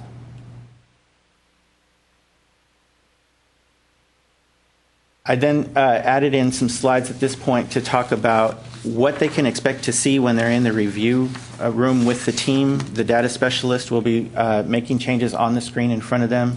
If they've never seen something called track changes, then they can understand that it's going to look like this with a red slash through the changed word and then underlined on the new word. The reason why this was included is because in the first workshop there was one team that bent over backwards to undo the formatting of a track change because they did not want it to be underlined and in red, and that caused more track changes, and then they did not want that. So the final file that I got was amazing, but so I added this in so they know that they're going to see this and they're not surprised by it. And then there are several slides that we go through to talk about the actual decision-making process, because they do have to make decisions on every single course. So we go through the different options. Of course, option 1 being that there's no change to a course. And then option 2, I did a screenshot here to show them what their available sub-selections are for option 2. That option 2 is that there is a course revision, but that there's a bunch of different places where they can make a course revision. Now, it was recommended to me by a facilitator at, I think at Workshop 1, that as a group, we probably need to look at the option 2 list to see if it needs to be updated with the kinds of changes that we're seeing, because we're seeing a lot of them come through as other. And some of them we never see anymore, like adding or sub-courses, archiving sub-courses. So that might be something for a future committee meeting to discuss. And then option 3, of course, is archiving. At this point, we do talk about reasons, acceptable reasons for archive. That part of the script will definitely need to be updated as we move forward into program of study and how that affects the Wecm course listing. And then we talk about, there's the whole review part talking about local need and special topic courses. I give them a very brief 1 slide to talk about what is a local need or a special topic course, and what it is that they're going to be doing in terms of they're not going to be wordsmithing unless they make a new course from it. And then just like with the existing Wecm courses, there are several slides that show the actual options. For instance, option 1, that there's an existing course. Option 2, that this meets the definition of a special topic or a local need. Option 3, that it is approved as a new Wecm course. And in the data specialist training, there is a whole section on writing a new Wecm course that's not really included with the instructional specialist, because that's really more about process and data entry. Option 4, if it does not meet Wecm guidelines for any one of the stated reasons. And this may be another one to look at the sub-reasons to see what really needs to be included on this capture sheet. And then option 5, which was new this year, is suggesting that this course actually is under the incorrect SIP or rubric for review, and it should be sent to another team for review. Just as before, I show them a screenshot of what the local need or special topic course will look like when they see it in the classroom on the screen, so that they're prepared to look for the different areas on the screen. And then new this summer was the Common Course Review. This one was HPRS and SCIT. Several slides went through basically talking to them about the expectation of the process, the reason that the common courses were being reviewed. This presentation was actually given at Workshop 4, so by this time all of the common course review had been done by Workshops 1, 2, and 3, and at this point this was informational for the actual HPRS SCIT review team to let them know what the previous workshops had done. So, we told them that there were no changes made. We told them that the teams had made recommendations for changes, and then we gave them some screenshots to show them how those changes were captured. For instance, the previous teams only made reviews of the courses that they said that they offer. So, for instance, they could say reviewed yes or no. If reviewed yes, then they could make a recommendation. They were given a spreadsheet, and they could review in one of 4 areas. This is what was reported to them. And then I gave them a screenshot of one page of the report that the review team received, and this was how those change recommendations were captured. And as you see on the screenshot, it says page 2 of 22. There were actually 22 courses that were reviewed and either had no change recommendations or some. At this point, we switched from process to course writing technique, talking about end-of-course outcomes. Most of this came just copied and pasted directly from the old workshop presentation. No real changes to wordings in any of them. It was mostly just cleaning up and making it a little bit more visually appealing. So going through them, we talked about the overarching threshold, all of this stuff that we've been doing for years and years and years. Talking about clearly stating action, the famous widget slide. And then we talked about the different types of courses, so that they would be aware that there's different rationale behind different types of courses. Again, professional development courses, we talked about specifically 7 to 24 contact hours, CEU only, often 2x00, maybe another number. The CEU short hour, 7 to 40, give them the identifiers so they know what they're looking at when they see that. We talk about reasons that you can write a new Wecm course, local need or special topic triggers, or licensure and certification changes triggers. It wasn't written on the slide, but there was also a very brief discussion of statewide trends, emerging trends, that could also trigger new course writing. We talked about the different types of what a special topic and local need course, and then we talked about the review of the CE, special topics and local needs, that was done prior to the workshop. A little bit more detail about the process that the TASTE Wecm committee did when they were reviewing those courses. And then we went back to the context of the workshop. This was really an introduction to the idea of pathways and programs of study. They were still doing individual course review, but we did want to always have that in the back of their mind. And again, this was lifted straight out of the prior presentation that was given the previous 3 workshops. And then there's the workshop-specific information, where we talk about the clusters that are represented, give a list of the facilitators, the data specialists, the room numbers. All of this is stuff that gets updated for every single workshop. The lead facilitators, the agenda. The one big thing that was taken out of the agenda that was on previous versions was it said 7:30 a.m. catch the bus to the workshop. The assumption was they had already caught the bus and made it to the workshop to see the presentation. But then for day 2, we told them what time the bus would depart. Always wanting to end on a high note, we would talk about the agreements. coming with collaborative minds, having an engaging mindset, respecting perspectives. And then, I guess kind of as a throwback, we did say to leave their beepers on silent, even though no one uses beepers anymore. So that's probably going to be a good update. And then, of course, then they're released to their workshop room.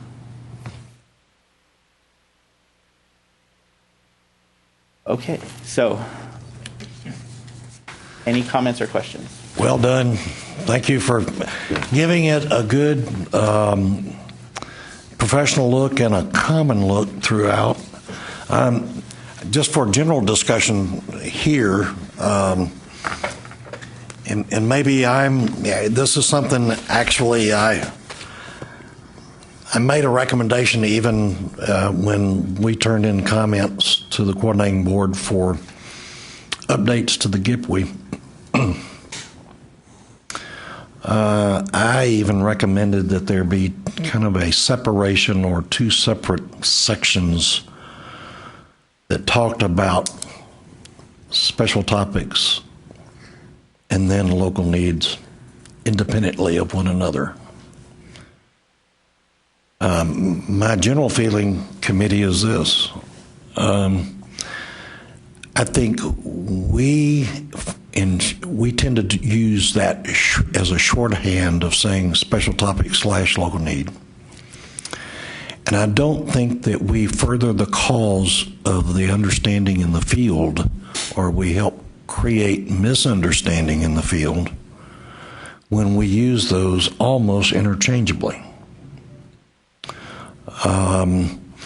They serve specific individualized purposes, and they serve different functions. And special topics are supposed to be new, emerging, topical, and temporal. But if you intend on offering that same content semester after semester, year after year, that is no longer a special topics. That needs to be submitted for local need approval. Special topics are found in every 6-digit zip code area in the Wecm. Local needs is unique and specific to that one institution's inventory. Nobody else can get funding except you once it's approved. And so I think for those different purposes, we really need to produce information that distinguishes the characteristics of those two types of courses. And so having said that, if this whole committee is in agreement, I would like to see us have our slides represent that distinction. Yes, Kurt, go ahead. I'd like to echo that. I think that's a great idea because I do see it at a college or two where I think what's happening is special topics are there. It's easier to use. There's not a need for adding the justification that needs to go on to local needs, and so it's being used by default when it shouldn't be. So back to the education of the field piece, the more we can discriminate between the two, and just in the types of courses section of this presentation, splitting that out and putting back in sort of the definitions of when and where they're used and the difference in how they're written, because the local needs does have that specific justification. And, I don't know how to even to put what level of detail, but just putting in a justification that it's not in the Wecm is not really what we're looking for. It's what is the local need that's driving this course. So I would second that. Yeah, I think it's good. And, a lot of times the faculty instructional specialists are the ones that start the process of creating a new course. And typically deans or chairs, they simply follow along, not understanding, what the difference is. So educating the field and letting them know, look, there is a difference. You shouldn't keep this one on your inventory forever. It's important to let them know. And that would mitigate some of the proliferation of all these courses in the database. So, Dwayne, do you have any, from your perspective at the coordinating board, and you see these come in, do you think if we kind of emphasize the specific characteristics of each separately, that it might help foster a better understanding out in the field? Yeah, I think if we explain it both in the GIPWE and in the protocol manual, that it would kind of help, especially like we were talking earlier about the training of new staff, that it would really be a good resource to, sometimes you get the story passed down the line where you always start it as the special topics, and if it doesn't get written, you change it to a local need, which really, I think that was the way we did it before, but that's not really how we're doing it now. Where it really is, if it's a temporary topic that just comes up at the specific time and it's only meant for like one time, then it will be a special topics. Now, if we do see trends in several colleges offering that topic for one time, that could be a trigger to write a new Wecm course. So saying that it's only a fleeting topic that only gets taught one time doesn't mean it will not be considered for inclusion in the Wecm. But it's just to say that at your college, you're only teaching this for one time. But yeah, I think including it in the training materials, the GIPWE, and the protocol manual would be helpful. Joe, on slide 4, you've identified 5 specific triggers that cause us to review certain courses or whatever, but I think it's important the instructional specialists know that we also review them on a 3-year cycle as well, regardless of whether one of those triggers has been met or not. Actually 4 now. Change it, 4-year.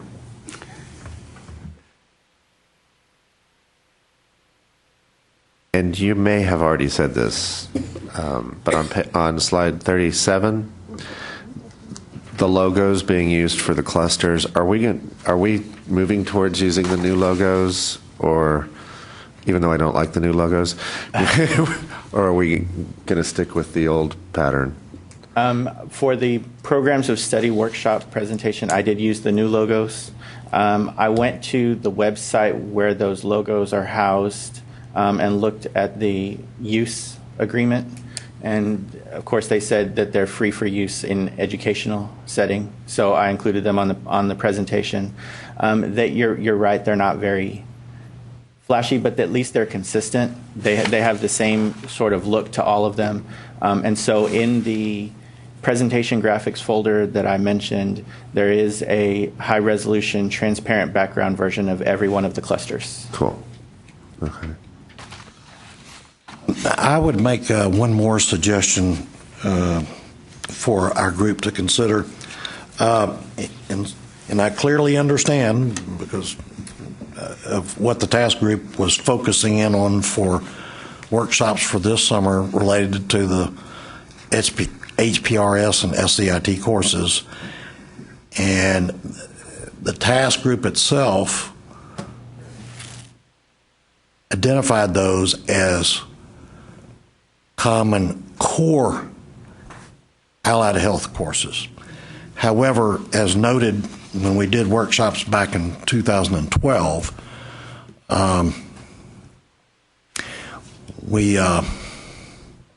we started off with the word common, but if y'all will recall, those of you who were involved with it back then, we changed to the word shared.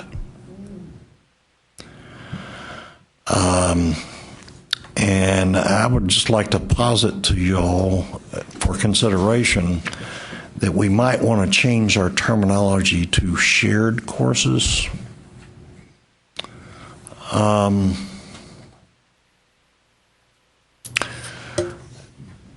Especially as we think in terms of programs of study and how certain courses are shared within different programs. And in this particular case, these particularly shared courses were actually, just by their very nature, were the beginning or almost discipline prerequisite to the discipline areas, so they were really core. but not all shared courses are core. And I'd like to just add to that, specifically for the healthcare ones, there is the national movement, there's a national healthcare core curriculum project going on where that becomes specifically defined as a set of identified core courses, many of which are HBRS. Right. And it has a whole different meaning than what you're saying here. Right. Because really right now in the Wecm, they're just shared across the programs as prerequisites. Right. Yeah. A thought has come to me is that the SCIT, and this is something the task force is going to need to talk about, those courses are also shared within process technology. So whereas this summer we had all the allied health, and they talked about the ones that they shared, and the HPRS really do fall only with the allied health, but the SCIT shows up in process technology, I believe, and even maybe, well, med lab, I think they had some. But when process tech rolls around again, we'll have to kind of redo this process and make sure that we include those. So, I had a couple of suggestions. Well, go ahead. So we need to finish out the discussion whether we want to use common or shared. Shared's fine with me. Any other comments regarding that? Are you saying to replace both core and common, or just the word common? I think he's talking, and I can't see the slide numbers. It's the one on page 4. Yes. The headings on those 4 slides. Right. Yeah. So slides. Numbers on those. If we are doing this, for example, if you go and do this, we do this presentation for next summer's workshops, the word core would not be appropriate necessarily. Okay? Okay. This one's a very minor one. 1, 2, 3, 4. The 5th slide. Since we have plural instructional specialist and data specialist participating, we might want to add an S to the end of that in the same way we did like with the lead workshop facilitators, but we might want to, not with the parentheses, but put the S there.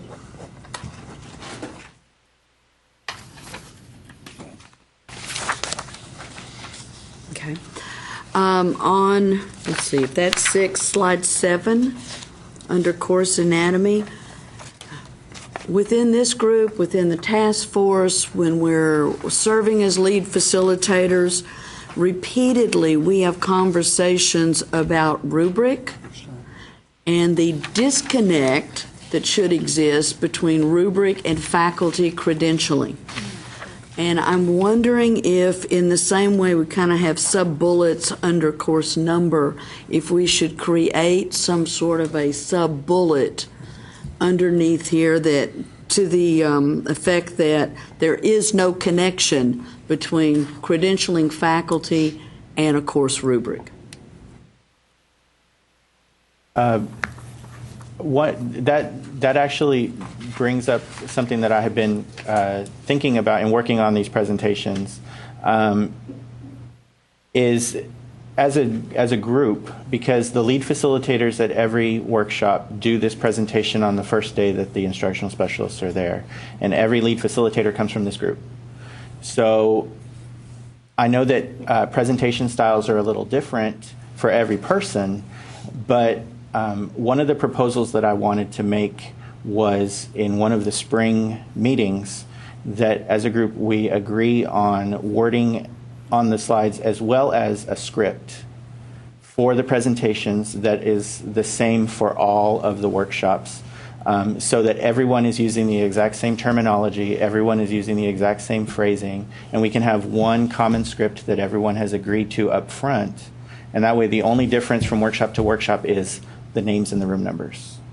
And then something like talking about the removal or the separation between rubric and credentialing could be included in the script that everyone follows. I'll go one step further and say I could see where this could be turned into a video presentation so that it is the same at every workshop. We did that once.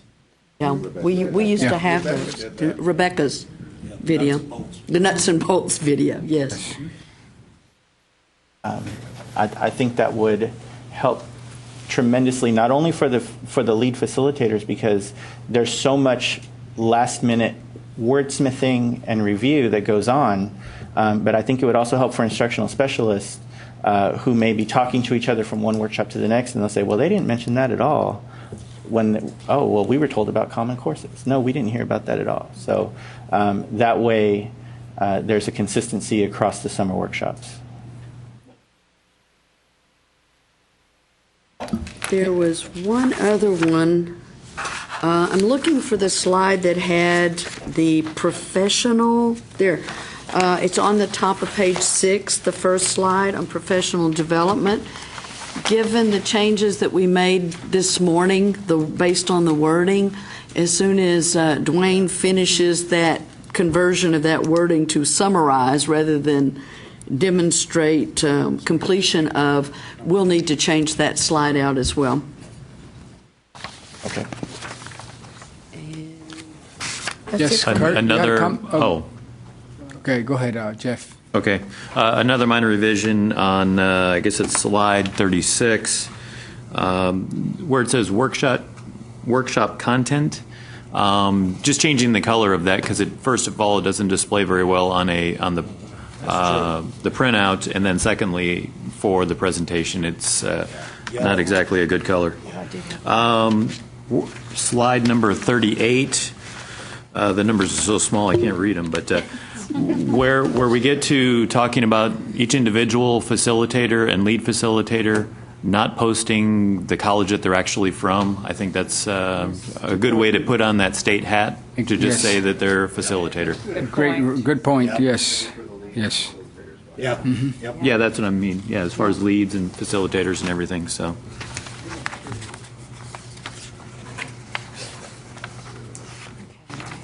I know that many of you will be working with faculty immediately after you return from this meeting. Do you feel that this is a PowerPoint presentation that I should provide in our shared file so that you can use it with your faculty? I'm not so sure, Faye. This is really designed for use at a workshop. This is not necessarily instructive for the field on how to understand and use the Wecm per se. That's my impression. Yeah, and again, I think we're going to develop that one tutorial. That would probably be the one we want to share. So, yeah, this is more relative to the workshop itself. But hopefully, we can get that tutorial done, whether it's via the internet or we go ahead and do a video like someone has suggested. Okay. Any more comments for Joe regarding the? Yes. One more comment. At no point do we actually spell out local need or special topics at the very beginning of those slides. So it has a lot of LNST. So we should at least define that in the large print and then go on from there. You're talking about on page 3? Page 3 at the very beginning, okay. That very first slide, and then moving on through there, there's a lot of... Okay. Along that same line, if you go to slide 16, and this is just kind of something that grates me like fingernails on chalkboard. Local need or special topics. Right. Okay. But that is where it's spelled out. The other one's plural. Right. Yes. So that is where LN and ST are spelled out, but they're spelled out correctly. At the very top of the slide. Yeah.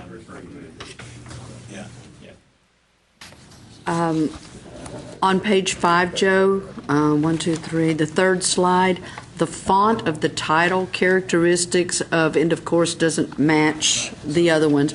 And one that has always kind of bothered me is if there was someone who were to read through this PowerPoint and were to see slide 29 where it says some writing considerations. I've always had a fear that someone would think those are the way they should be written, when in reality these are practice examples of poorly written ones that Yes. we want we turn this into an interactive slide, and we get the people to tell us how these should be fixed. So either we should say practice or examples, or remove that slide, or Something across it that says, This what is not what to do. Thank you. Yes. poor or something like that. It came up in the discussion during the Programs of Study workshop, that exact point. And this is a very good example of the evolution of these presentations over the years. It may have said these are poor examples at some point, but again, with different presentation styles, someone took it out but kept saying it, and then it just got lost in translation. If we did end up leaving them, you could even put, like, have two tables and have, these are the poor ones, and then this is how we would fix it. Some ideas. Okay. I've always liked, as we do the presenting, though, this is an opportunity to engage those people who've been sitting here listening to us talk through these slides. So it's an interactive slide that really is good for teaching, so.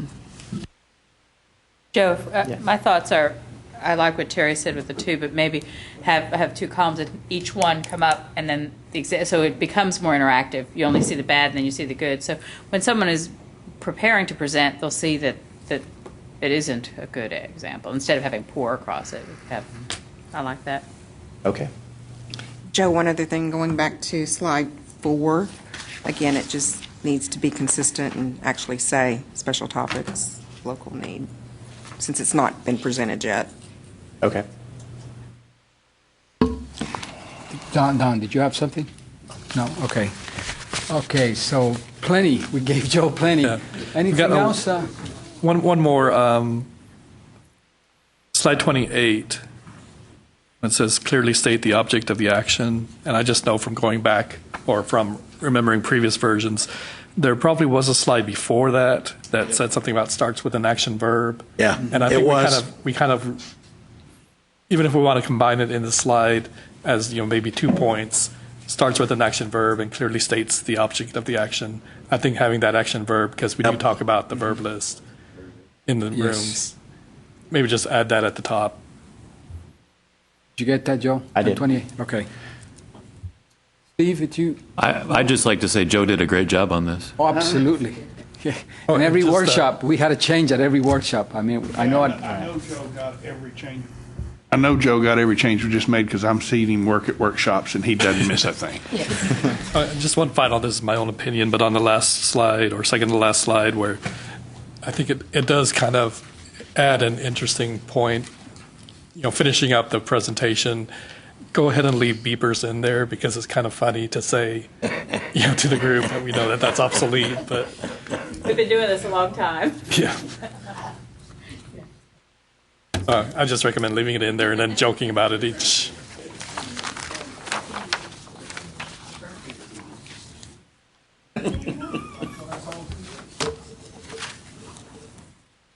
Okay, well, Joe, again, thank you. I know you worked on these, and not just this presentation. I know you had like 5 or 6 presentations over the summer, so we want to thank you for the work, and hopefully we'll have the template. And while we're on the subject, before we break for lunch, I just want to bring up presentations. Since we're talking about presentations, do we have names of people that are going to be presenting at TCCIL, which is this fall, right? Obviously, TACTI will be in the spring. But do we know who's presenting? So TCCIL, I'm sure the TACTI team, we need to get names of volunteers now. Who all will be there already? Yeah, I'd be available to do a portion of that, like on the database, the search page. Okay. Like that. I'm going to be there. Are you going to be there? Oh, you're going to be busy. Yeah, I would prefer to not, since I'm over the breakouts, but I can do the form and get it ready. Dwayne and Robin, is that? Who else is going to be there? Catherine, do you want to present with me? We've never done it together. Okay, and the question again is, remember there were questions about how many people presented at these conferences. There were questions from the coordinating board. So if you're going to be there on your own time, Jeff, that was an issue that came up, correct? That was comments that were made. Okay, so whether we're going to pay for one person to go to the conference, the per diem and travel, or if you're going to be there already, because that was one of the comments I heard from the coordinating board. So if we have more than one person, they're probably not going to allow us to fund two people to attend. That was one of the comments. So we want to clear that up now. So if you're going to be there already, you're going to present, that's great. And if you're not going to be there, but we still need to pay for that person to be there, to attend the conference. I'm going to be there because I am on the TACTI board Okay. right now. So Robin, you're going to be there too. We'll work it all out. Mm-hmm. Okay, so that way we can communicate that to Faye, make sure that TACTI gets the information, especially for the fall presentation. Anything else in the fall? Do we have any other presentations in the fall? TACRO is not till when? TACRO is in November, right? You presented. Yeah, we did. You and I have done it. Steve and I have Steve. done it. Yeah. TACE, I think Kurt, you did TACE. You and I went. TACRO. We did TACRO.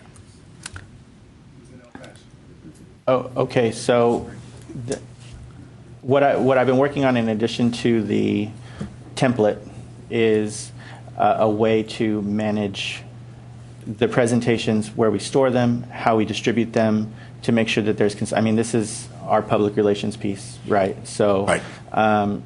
What I was working on a plan, basically, of where they can be stored, who has access to actually download them for presentation purposes, and how, some rules and guidelines regarding distribution, not sending the full presentation out to an email group of 100 people, but perhaps only a PDF of the presentation, so they can't make changes locally if they decide to turn around and present it themselves. Additionally, it would go into some more of the standardization that we talked about. We'll have to include in there a piece about professional organization presentations like TACTI and TACE, to make sure that when these are being presented, that it's appropriate for that group. So that may be a sixth presentation, one that's just for professional organizations, for example. So I can present a full plan for the data management as soon as you need it. Definitely before those conferences. Yeah, because October is TCCIL. But I know TACRO, I think it is November. Dwayne, you typically don't go to TACRO, right? I know some people from ACGM do show up to Right, the there are TACRO. usually people in our reporting area and our other areas that tend to go to those. Yes. Did anybody get an email from TACRO? Because typically we get an early email letting us know they want names. By now, we should have gotten an email. Usually it goes to you, I the did, chair. I did not get an email. So, Steve. Yeah. Okay. Yeah, in the October meeting. So TACRO? Oh, so it's October? October this time around, huh? Wow. Okay. Hey, can you reach out to Matthew and see if they want? What I was thinking I would do. Yeah, and see if they still need a presentation from us. Okay. And again, because of the issues with the programs of study, the way that the summer workshops, all of that needs to be put out even to that group, because we have a lot of student services people that attend the TACRO conference. There's a lot of student services people that attend, and that's a good place to, like Joe said, the PR for us. It's a good place to do the presentation. But So- I have a question. We just agreed that this is not a presentation to external group type presentation. No, you're saying this one? No, Right. No, So what do we have? To that kind of audience, what do we have? We have a presentation that we used at Yeah, we've got- TACRO and TACE and TACTI. needs We to be do have updated. one. That's I know, very different. but Joe doesn't have it. Oh, no. He's going to have to take what we have now. And That's my point. Okay. Yes. And I think I'll send Robin you what and I I did at had TASE done one Right. a few years back for TACRO, so we need to give you that Yeah, presentation. or Steve and I updated it Okay. last year. So, Okay. yeah. So, Good And that's point, what I Don. use to update TASE. We need Oh, to okay. have something that's solid. okay, so do we want to have one presentation that will be called the professional organizations presentation, or do we want to have one specific to each organization? No, I don't. Okay. I think, yeah, it should be universal, just like what you're trying to say is we need to brand, especially for PR purposes. And so whether it's TASE, TACRO, TACTI, or any other kind of professional state group, the kind of information that we would want in that presentation would be appropriate for all of those types of audiences, I would think. Yes. Okay, so you'll get information from, Kurt said he's going to send you something, and Robin will get you. Why don't we funnel all this through Faye so that Joe has one contact? Okay. Okay, so we'll wait on TACRO. I know I'm glad, Kurt, you looked it up, and it's coming up real soon. So we're going to have names, and hopefully Matt will respond back to us with the request. And typically they have paid for travel. Yes. TACRO has paid for travel to the conference. They have in the past, so that's good. Yeah, they reimbursed Steve and I for the airfare, and we wanted to spend a night, we could, but we just flew in and out one day. Raphael, when we establish our calendar of meetings, let's have that on the calendar, and we'll get volunteers at that time, if that's all right with you all. Yes. Okay. Okay. I believe lunch is here, so we're going to take a break now, and we'll come back and continue with the agenda. So let's go ahead and break. What length of time? Let's do 45 minutes. Let's do a 45-minute lunch, okay? So it's about noon right now, so we'll all be back by 12:45. Thank you. He'll do that when he gets back, so it's just for information purposes. And as we said, before we broke for lunch, it's that he's going to work on presentations for all the organizations, and it's going to be pretty much a standard presentation. So I know Robin is going to try to get information to him, and so would Kirk, so we'll have that for review. Okay, so let's see where we're at with our agenda. I know we discussed the presentation, so TACRO is still up in the air, and TCCIL, we have some volunteers that are going to be presenting. So Joe, if you can hand out those presentations anytime to the committee. I know you had enough copies for everybody. Okay, so again, we're a few minutes ahead of schedule, but not by much. Committee and project update recommendations. I know Kurt White had emailed Faye and I regarding some issues that came up during the summer workshops and questions that were raised. So he's going to go ahead and discuss some of that, and then we can go ahead and make some recommendations based on what he's going to present.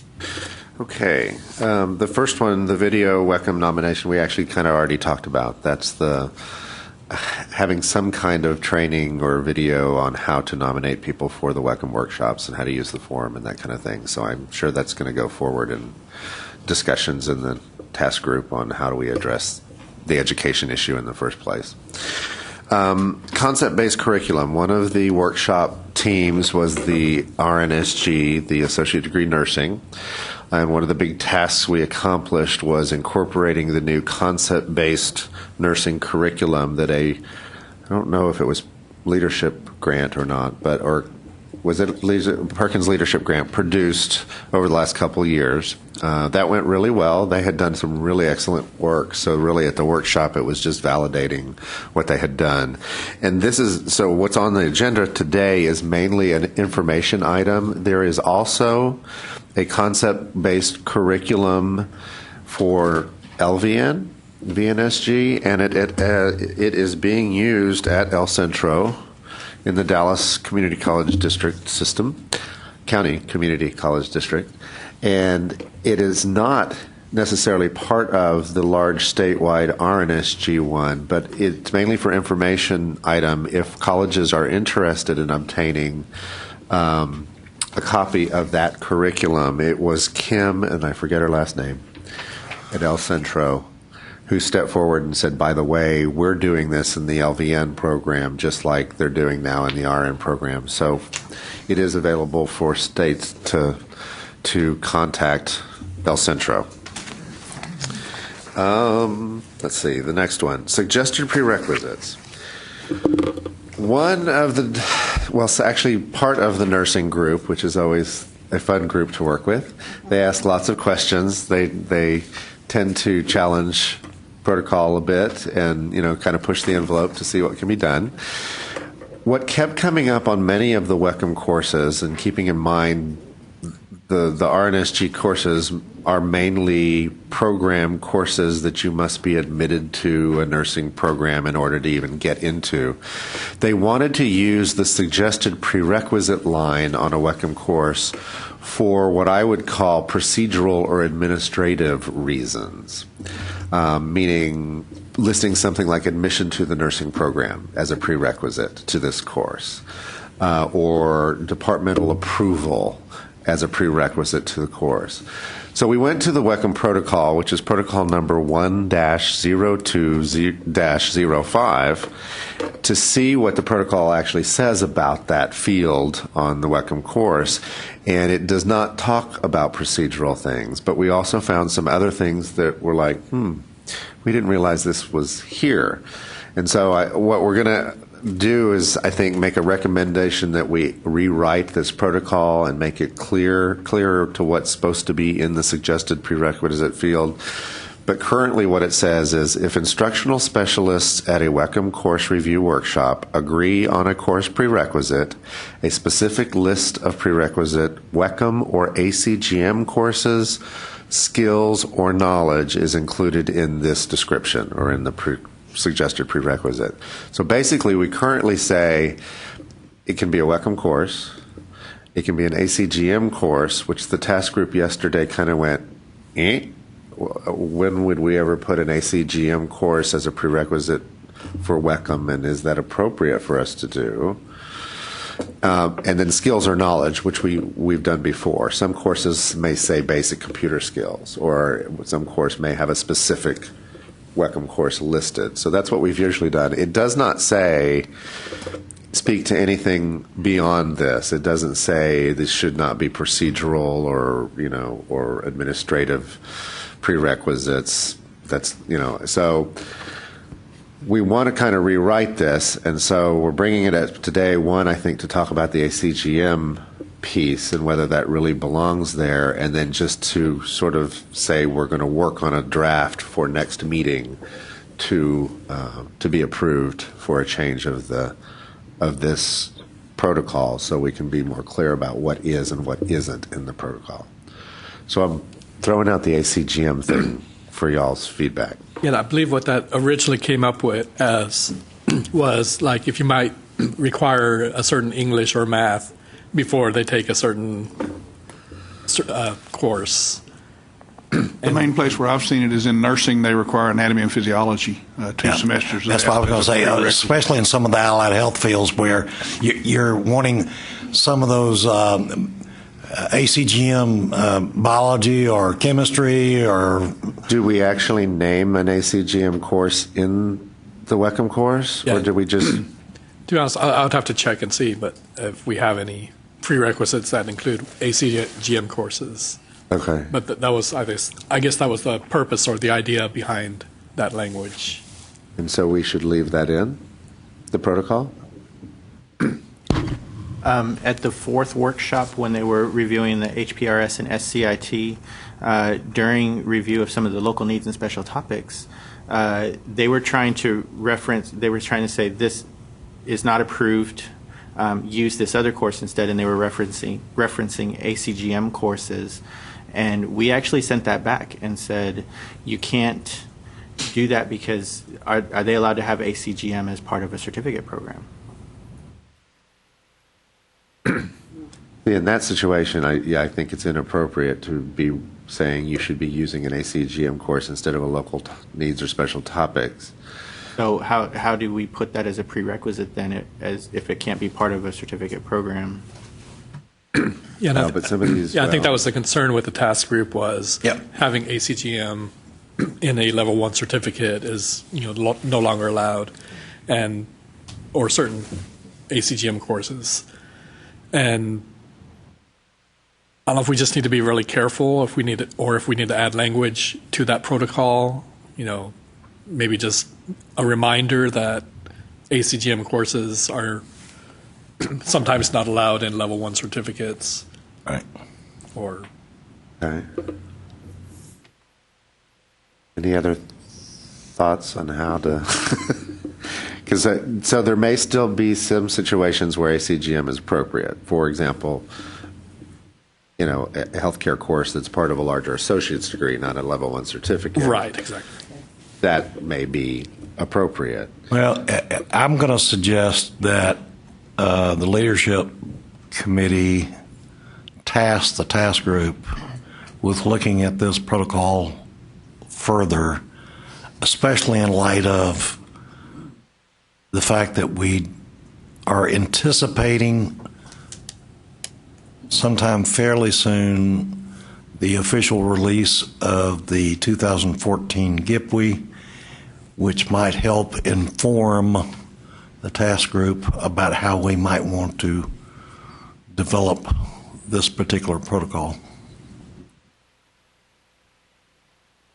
So we may want to have the guidance from the new GIPWE before we start work until we are sure that the language that goes into the protocol jives with what the GIPWE says as far as level 1, level 2 certificates. So it might be a good idea to go ahead and, but still, we do have to make changes to the protocol. Like Dwayne said, which programs are going to have those prerequisites, and not necessarily a specific ACGM course, but that they are allowed, especially if it's a level 2 certificate. They could have some ACGM courses as prerequisites. So what we could say is that we will draft an updated protocol pending the final version of the GIPWE, and if that happens before the next Wecm leadership meeting, then we'll have the draft here. Yeah. I think the other point, though, that you brought up, Kirk, had more to do with non-course specific kinds of administrative or program admission kinds of prerequisites.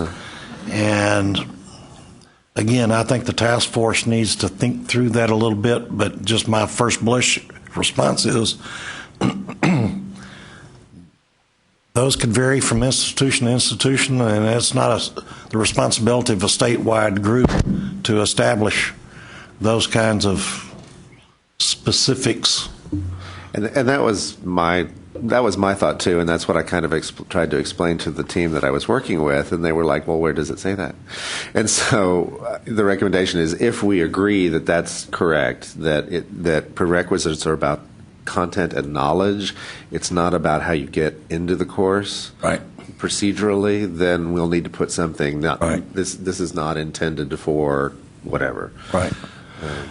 And again, I think we have to remember that our course structure in Wecm, even how we go about numbering, using the first digit as a numbering system of 1s and 2s, is not a designator like the ACGM is for freshman and sophomore. The 1s and 2s represent introductory or intermediate or advanced. It's not levels of learning. It's not a sequence, it's a level of learning. It's levels of learning. And so, in essence, one Wecm course may be a suggested prerequisite to another Wecm course if, in fact, the course that's carrying the suggested prerequisite is a level 2 learning, and the introductory course is level 1, and really the students need that level 1 introductory first. And now that I'm remembering some of our conversation, another argument against putting procedural things into the prerequisite is the mirror course situation.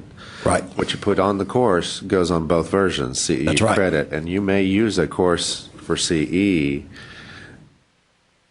that has no prerequisites, but Right. if it's on there, even though it's recommended, it's Right. not required, it's going to send a message to the college that you can't use that because there's a prerequisite. Right. Because even though it's recommended, we know the colleges kind of respond to that. So I guess we'll just continue to have a conversation in the next task group. I'll come in with a suggested draft that we can at least play with. Okay. And we'll go from there.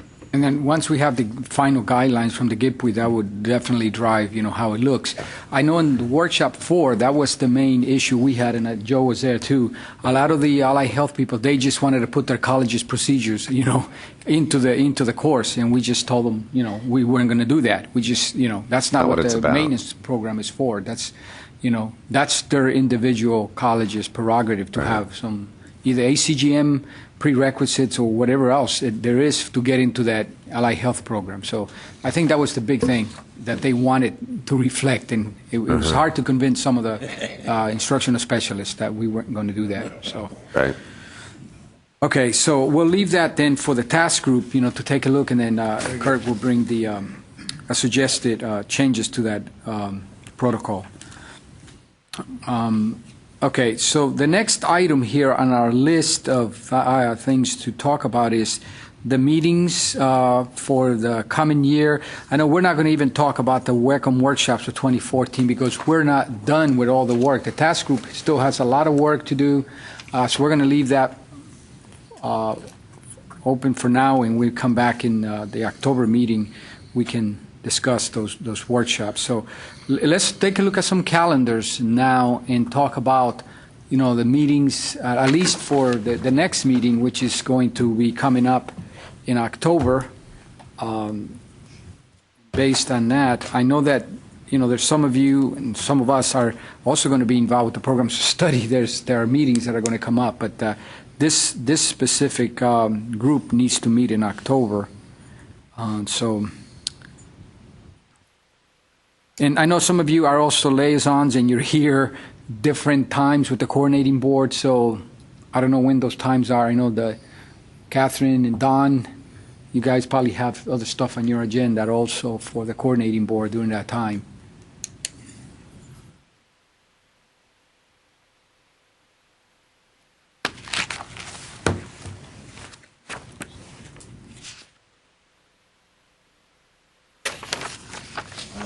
Coordinating board meeting is the 24th of October. The coordinating board liaison meeting is Monday, the 27th of October. TCCIL is the 18th. Is the co-board meeting the 23rd or the 24th? It's the 23rd. 23rd, okay. Yeah. Can we start with October 15th? That's what we're talking about. Yeah. October 15th. Oh, I was just throwing out a date there with what, Don, you had said. Yeah, I'm out the full week of the 13th through the 17th. And when is your liaison meeting, Don? When did you say the liaison? It's Monday, 27th. 27th. 7th. What about the week of the 20th through the 23rd is the coordinating board meeting, so. Right, so since some of us are already going to be in town on the 27th, maybe 28th, 29th, 30th. The 29th through the 31st is the NCWE annual conference. Yeah, and when is that TACRO? TACRO's at, yeah. 27th? Does anyone have an objection to staying over then for the 24th? I know it's a Friday. Well, that's not enough time. We need both task force and the 2 days. Yes, so 2 days. So. October 1st. yeah, you can go start back up into the early part of the month. 2021. That works for me. If you're talking about Tuesday, the October 21st, the board room is not available. Okay. What about the 22nd then? Also, pretty much that whole week is out. Okay. As far as the boardroom goes. They're preparing for the. Yep. So 13th, 14th. Okay. Well, y'all have to run it without me. I'm out of town. Someone mentioned the first. The first? That was on a Wednesday. Yeah, first and second. First and second. That's Oh, When does that end? Ends, the first is the last day of it?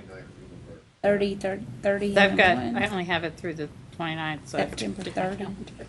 October 1. Which one? no. They just said there's a conference that way.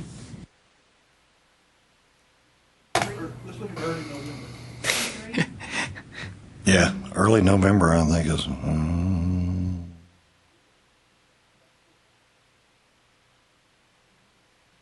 October or November? 4th and 5th. Yeah. October or November? November. Yep. 4th and 5th works for me. How about the rest? I'm not hearing from other folks. yes, let's hear from the rest of you. Yeah, I'm trying to get there. I've got lots of stuff on there, but I don't know if it's, like anything I have to do.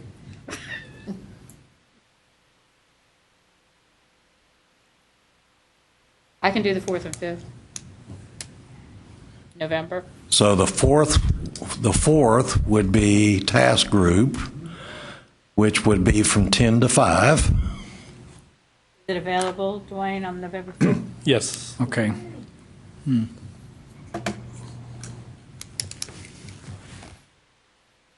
So we're going to go with the 4th and 5th. No objections. All right. And so that we're right now, let's be clear with everybody, including the coordinating board, on the 5th. Do we start at 9 or 9:30? So, We started. 9 to 6. At 9 and start the meeting at 9:30. okay. So broadcast starts at 9:30. Broadcast starts at 9:30. Okay. All right.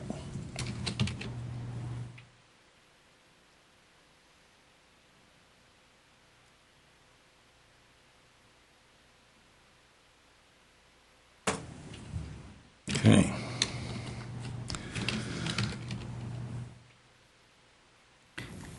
See, by then we have had people presented at TCCIL, TACRO also.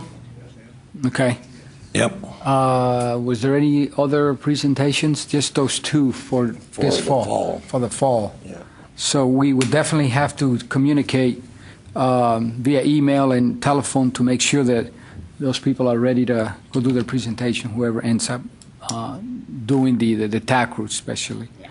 Okay. Volunteers for Well- those that would like to do the TAC road? Echo, that's not.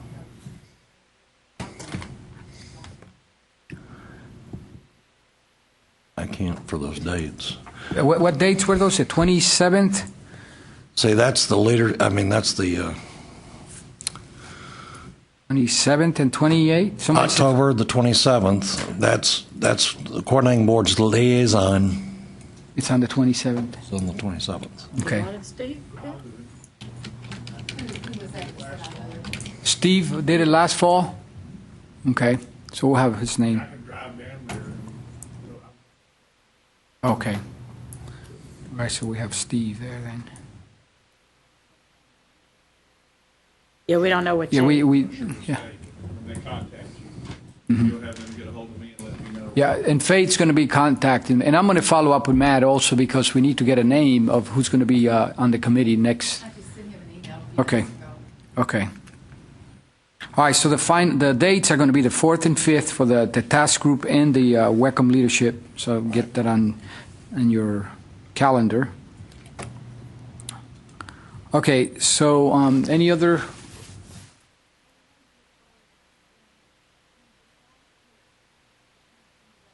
Things and over.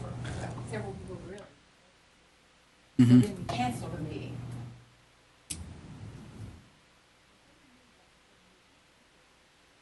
that Well, was that was the absolutely. program of study, though, Yeah. that we canceled. Welcome. We canceled the April meeting. We canceled the April meeting. And we should never have an April meeting. Yes, I don't know why, we did have it scheduled, but, so we're still looking at January or February when we come back. Is that what we're saying for the spring, the first meeting? January, February, late January, early February?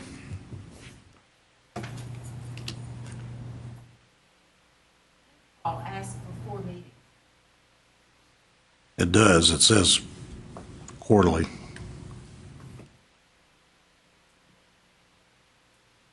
One year, we did one of them via WebEx. WebEx, to- yes. To save on funds that time. So we know for sure that we can't wait past February to have a meeting. There's no way we can get away with not having the meeting because of the task group work. Well, not only that, but it's all the nominations system that we have to make sure is set up and ready to go, because basically nominations have to go out by the end of by the middle to the end of February. Because remember, we've said that those nominations need to get out and people react before they go on spring break. And institutions start taking spring break from the first week of March through the third week of March. And then we're asking for possibly more time for the instructional specialists to be at the workshops this time around. So it's critical that we get the information out very early. So Nominations for the spring break so that I can have it ready to go after spring break. Because typically, break falls within 2 weeks.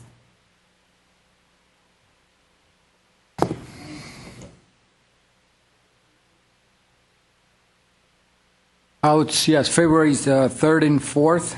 That works for me. Again, and it may change between now and then, but I mean, we need to at least have it on the calendar. So we're saying the February 3rd and 4th will be the first meeting for the spring.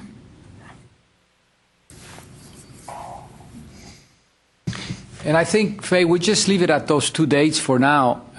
Like you said, we may have to come back one more time. I know the task group will probably have to because of the complexity of the programs of study and the Wecm maintenance process, to be together. So there's probably going to be at least another meeting for the task group, for sure. We just said it might be 2 days.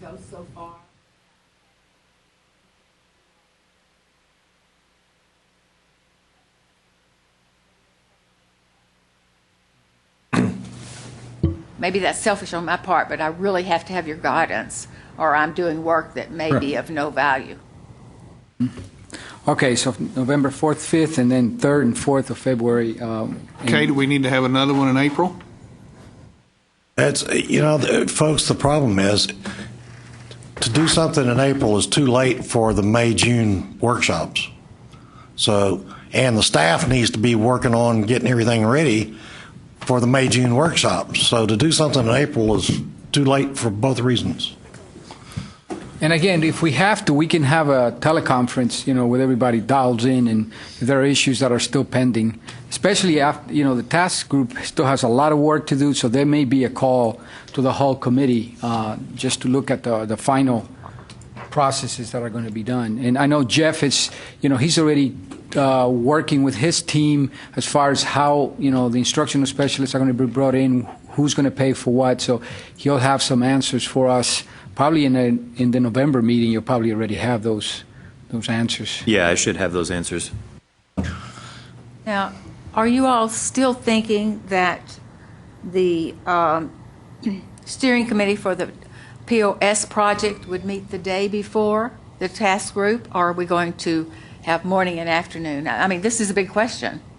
That's POS group needs to decide that. This is Wecm, we can't decide for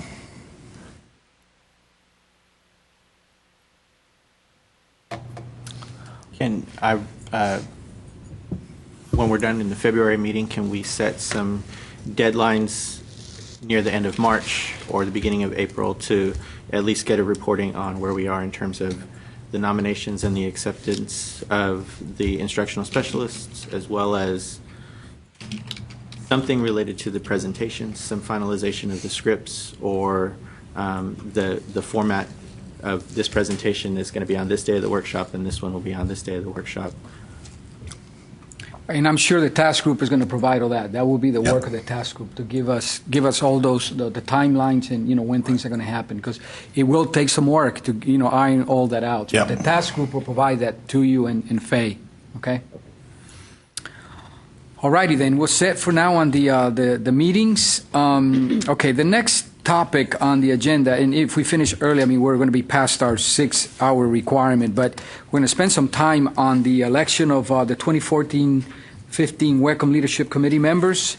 And before we get started on the nominations and looking at the people that are possible candidates, we had a teleconference with the executive committee, and I'm trying to recall the date that I don't know if anybody remembers. I know you were on teleconference, and Don and Jeff. I don't believe Dwayne wasn't available. I think he was on vacation when we had the teleconference. But some issues came up about the makeup of the membership of this committee. There were some concerns from the coordinating board and as to whom is on the committee and who's going to come on board the committee. So I just want to discuss that before we start looking at names and the people that are going to come back to the committee starting this September 1st. And obviously the concern here is that Jeff and his team are the ones taking the brunt here of, why don't you change the makeup of the committee? And we want to kind of get away from that. They're managing the grant, but they're not really managing who gets on the committee and who stays on the committee. So I want to make that clear that this committee needs to have this dialogue as far as what the makeup is, and we want to provide the coordinating board with some suggestions. And I'm going to let Don talk about this, because in our conversation when the teleconference, he has some great suggestions as to how we could probably proceed and put this in writing and maybe even include it in the protocol. That will be the decision of the committee on how to proceed from now on the makeup of the Wecm Leadership Committee. So Don, do you want to talk a little bit about some of the suggestions you made in the teleconference? Yeah. First of all, I think the way I'd like to start this conversation with the group is that our protocols, Protocol 4-02-02, as it is currently written, the title is Wecm Leadership Committee Considerations and Member Selection. To the extent possible, members of the Workforce Leadership Committee shall be representatives of the workforce education arena in terms of administrative assignment, accomplishments, geographical region, ethnicity, gender, urban, rural service area, size and type of institution, emerging leadership, and continuing ed and credit responsibilities. So that's a rather inclusive list of considerations when it comes to persons serving in a leadership position. The Protocol 4.0201 talks about Wecm leadership qualifications. And this was, the latest version of this was October the 29th of 13. Members of the Wecm Leadership Committee shall have the following qualifications: hold a directly related administrative assignment in a Texas community or technical college, be recognized for noteworthy accomplishments, leadership, and professional standing in the field of workforce education, possesses demonstrated competence in Wecm implementation at the institutional level, and be a qualified Wecm workshop facilitator or facilitator in training who has participated in that role at a Wecm workshop and received above average rating for their performance. So the fact of the matter is, to serve as a member of this leadership group is not purely a geographical accommodation. However, our protocol says that when all else is met in terms of qualifications, then we look at gender, ethnicity, region, we look at urban, rural, size and type of institutions, accomplishments, and so on. So, but if in fact we feel like the leadership committee, if we can meet all the qualifications first, that we need to make sure that we do have good geographic representation, then I think it's up to the executive committee to do its best in trying to reach out to those folks who have been facilitators in training, to determine whether or not, based on the ratings that they received in their work and so on, that again, when all else is equal in terms of qualifications, then that we look across to see whether we have the kinds of representation geographically, ethnically, gender-wise, and so on, as possible. Now, what had been posited to us by an agency representative was to use the coordinating board higher education regional council structure. But when you take a look at that, there are certain HERC regions, when you take out the universities who cannot participate in this, and you look at community and technical colleges, there are 2 HERCs in which there's only one institution in that HERC. And so does that institution get permanent seat? So that is a question. And then you could go to look at the TACC region, which instead of the coordinating board's 10 region for HERCs, TACC has 6 regions for Texas. There's a little bit more of an equalization of institutional representation in that organizational structure. Or we can proceed as we have been doing and just making sure that we do everything we can to ensure due consideration of regional representation, with the caveat that first must be met are the qualifications of individuals to serve on this group. Now that's for the general at-large positions. As we all know, there are positions for, by virtue of the organizational structure, TACE, TACRO, TACTI, and then the coordinating board itself. So we're open to comments now, and I know there's coordinating board people present, so, we like to hear from you. I know Dwayne wasn't on the teleconference because he was out, but, we really need to get this resolved so we, relieve the pressure that Jeff and his team are getting, as to, what's the makeup and what it's going to look like. So we want to hear from everyone. We're going to take a vote today on renewing members and also bringing in some new members for this coming year. We actually have to elect a chair-elect before the day is over. But we want to hear from every one of you.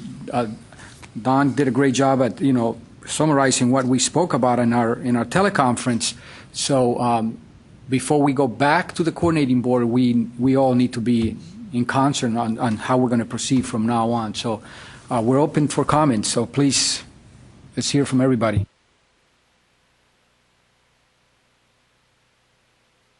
In sitting here in this position, and we talked about this, I do not represent San Jacinto College. I have applied the same representation to this committee that we ask of our instructional specialists when they come to our Wecm workshops. I sit here for the state of Texas and what's best for workforce education for the whole state. And my decisions are generally made based on whichever region of the state we're talking about and how that's best going to serve the state. And, I also apply that to the programs of study and the work that we've done there. We're trying to move workforce education ahead for the entire state of Texas. And so I do not sit here as a representative today for San Jacinto College. That is my job. That's where I work. But this work is for the state. And the representation that we have on this board is really, as you said, Don, based on those earlier requirements, qualifications that we have served as facilitators in the Wecm workshops. We have learned and we understand the process. We're familiar with the protocols under which we operate. And we know, what it is that we're supposed to do here. And it's not an inclusive group. We do reach out to others. And I think we have a very well-balanced representation here right now. So I would like to just say that I've made my concerns known to Don, but, I just heard Don say that the Dallas Community College District has 80,000 students about. And while I work at Howard College and Catherine works at San Jacinto, we also need to keep in mind that as we're making decisions across the state, we do have to look at large schools, but we also have to look at the small schools, the ones, because the needs are different. And I ask that we keep that in mind. Well, as far as the criteria, there's no way I could have or should have been on this committee when I first came to Texas. Until I made the huge mistake of creating 4 strange courses that Dwayne had to wipe out of the database for me when I first started playing with Wecm. And he still remembers my panic call. Until I had become a facilitator in training and acted as a facilitator, there's no way I would have had enough background or history or knowledge to have served on this committee. So as far as that criteria for being a member of this, I wholeheartedly support that. Again, as far as whether I'm from Grayson County College or not, no. I'm a Wecm Leadership Committee member. I heard someone this morning ask to please have the college names or our institution's names taken off of these name tags because we don't represent our institution when we're here. I represent hopefully what I've learned and gained and garnered through what I've done through Wecm. And hopefully that's appreciated and I'm able to contribute, and I think all of us are, some way to this process. I just have no other comments. Go ahead.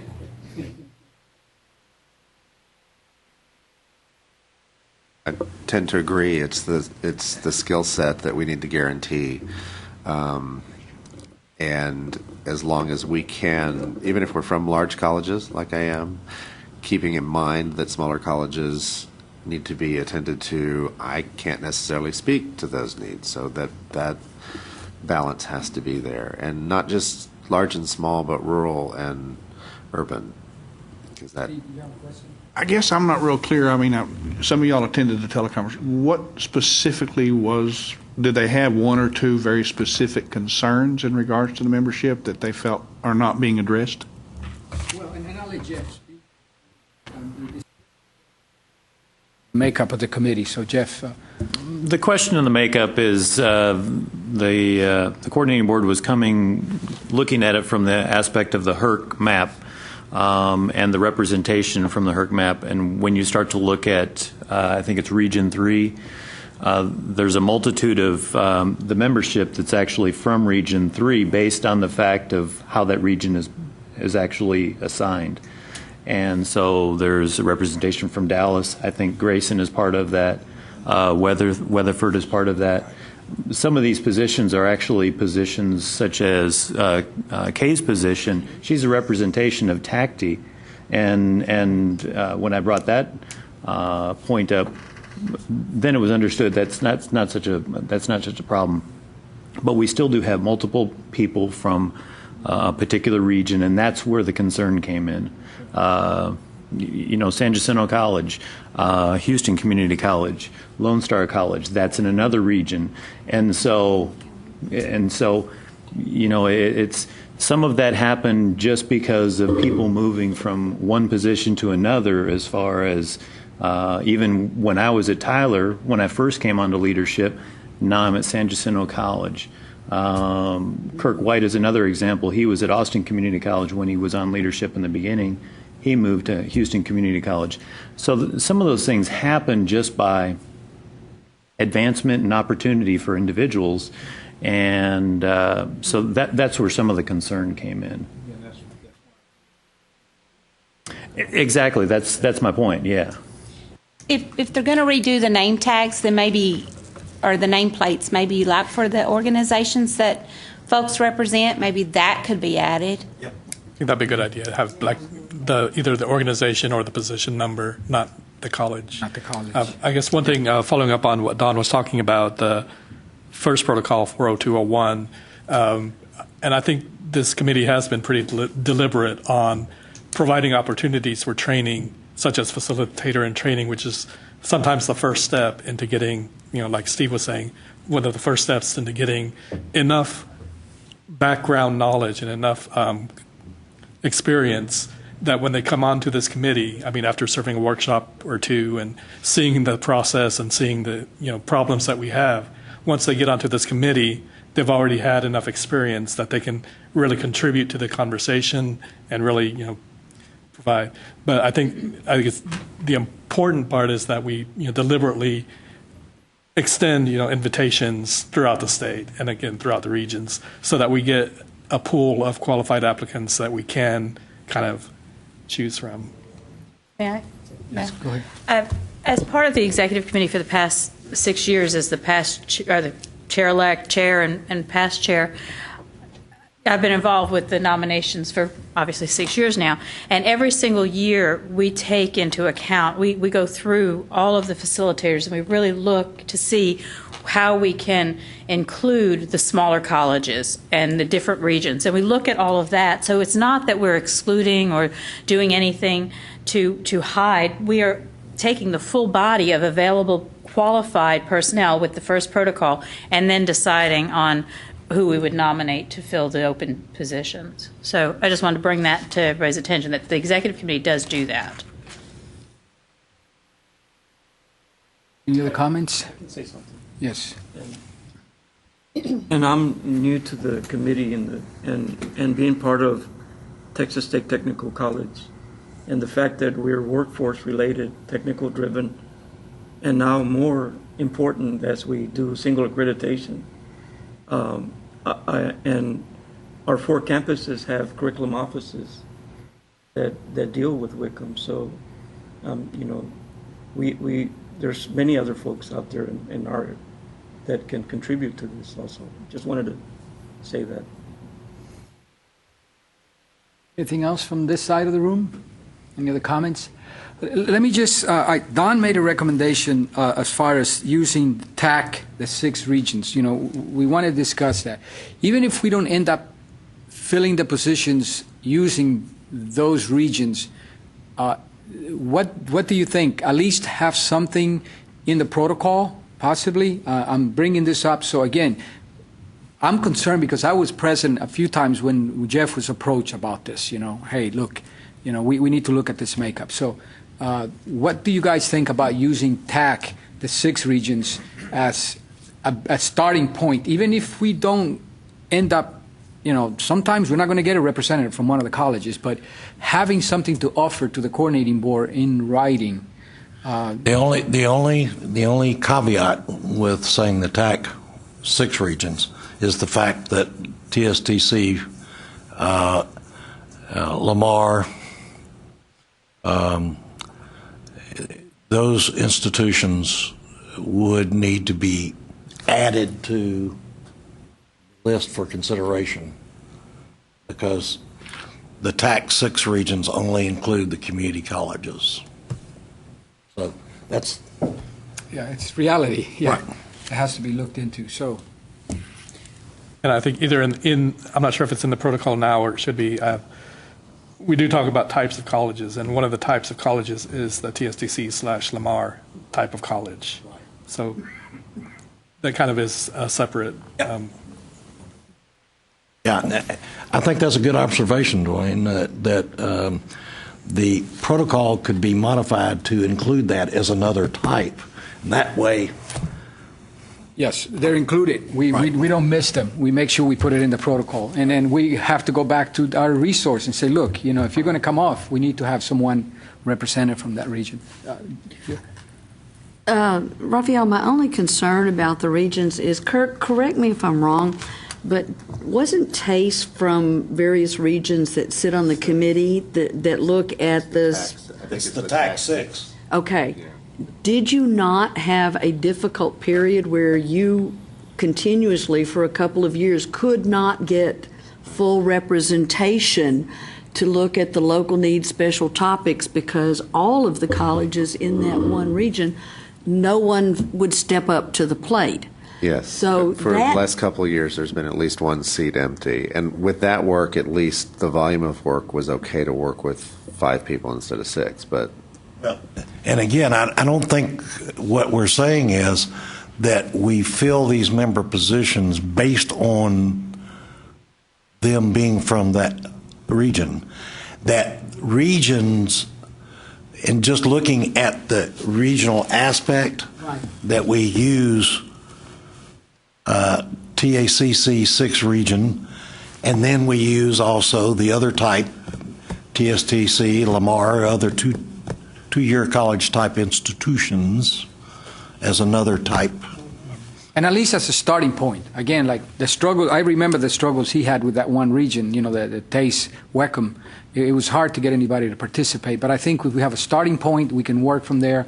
And obviously, if a region doesn't submit a name, then we have to go what we have. We may end up with 2 people from TSTC to have the committee be complete. Raphael, since the protocol already states geographic region, could we put such as based on TAC or something like that in there, and then we're including it with, we already have it. We already say geographic in there, but if we just added a little statement to help clarify what the geographic regions are, would that work? I think so. I think, again, Dwayne made their observation of including also the Lamar Right, and we could add that TSTC. too. Yes. Should we go ahead and have the task group rewrite the protocol next time and bring it to Wecm leadership? Oh, absolutely, yes. I think as a starting point, again, we may not get representation from one of the regions, but it's in writing and we're giving everybody an opportunity to participate. I think that's good faith. We're showing good faith by doing that, and then, the coordinating board would also probably say, okay, look, you guys tried, and they may have been able to help us find someone. Sometimes we don't have the contacts. You guys at the coordinating may have the contact of somebody in that region. Again, they still have to meet the qualifications we have, and the committee can then look at their qualifications. Okay, so we're going to go ahead and take this to the task group to look at the protocol. That will be our next step. To go ahead and take a look at the protocol and bring it back to the next meeting, because we have to move on. Now, we did do a good job last time. We had replacement and election of new members. We actually brought in some new people. Unfortunately, now some of these people filled in a 1-year term, so we're going to have to go into executive session here in a few minutes to have those people step out. And then we also need to, I did get some recommendations, and I'm going to share those emails with Faith, so Faith can put them in in our database in case someone has questions as to those people that say, yes, I'll re-up, or the nominations for the chair-elect. So I have all those emails. I contacted every single person that was recommended or that came up for re-election. And those will be put in the data. I'll forward those to Faith so she can put them in the database in case there are questions. So I think what we need to do first is we're going to go into executive session here. Once we do that, we're going to have those members that are present step out that are up for re-election, re-up, and then we need to look at new members and the new chair-elect. And then you can come back for that process. Those of you that are going to be re-up and can come back and vote on the new members and the new chair-elect, okay? So I'll let you know who those people are that need to step out once we go into executive session. And if there's any comments or questions before that, we can do that before we go into executive session. So Robin Garrett It's a person that's going to be coming back, so she'll need to step out once we go into executive session. Dana's term is expired, so that's it. She's no longer on the committee as of the 1st of September. Dana Watson. Yeah, Dana Watson, and unfortunately she's not here today. Juan Garcia, because you were in for one term, you'll also need to step out. Dwayne Shaw, okay, 1 year. Joyce Williams is not here, but she's also going to re-up, so she's already emailed me back that she's willing to serve again. Terry Nix, because her term is up, so she'll need to step out. Actually, you know what? In your case, yeah. Yes, you. She has to step out. Yeah, you have to step out. You do. And then let's see, Cindy also. Cindy, you have to step out once we go into executive session to have the discussion about each one of you. And then again, once we come back, Catherine won't have to right now until we come back and they're present to take the vote. Okay. So again, Robin, Juan Garcia, Dwayne, Joyce is not here. Terry. And Cindy, okay? So we're going to go ahead and stop the meeting right now and go into executive session. Those of you, please step out so we can have the discussion.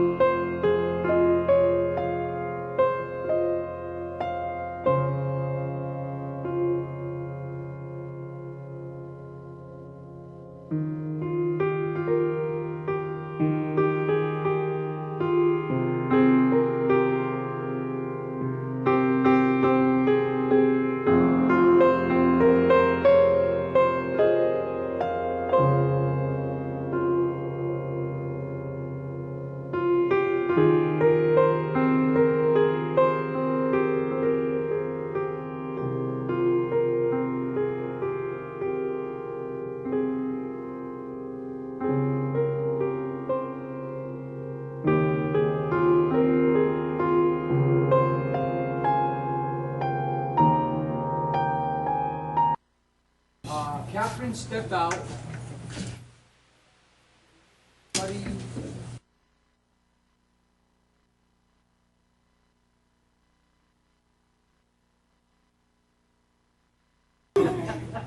Okay. Question about those of you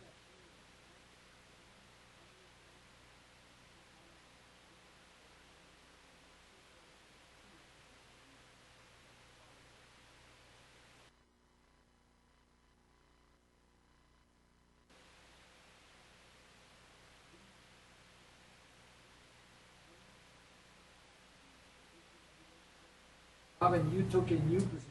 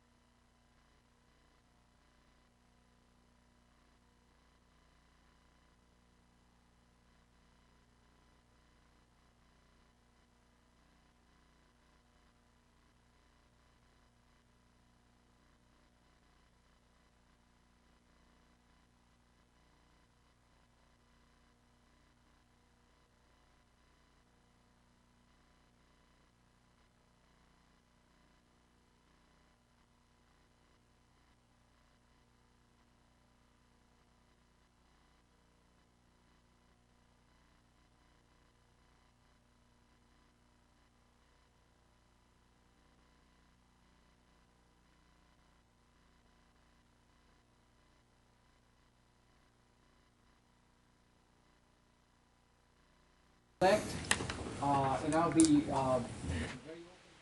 One recommendation for right, and the rest for Catherine O'Brien. And then the executive committee had a long discussion. Catherine O'Brien as you know.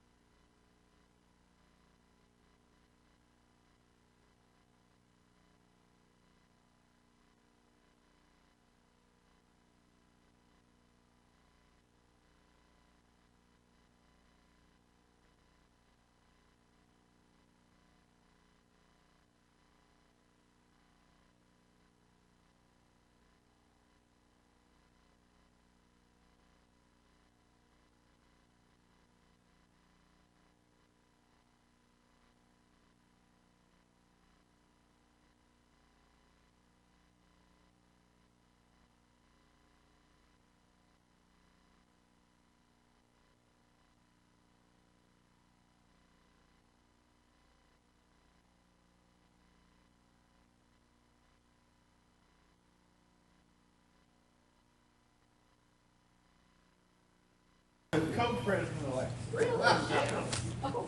A new model has been created.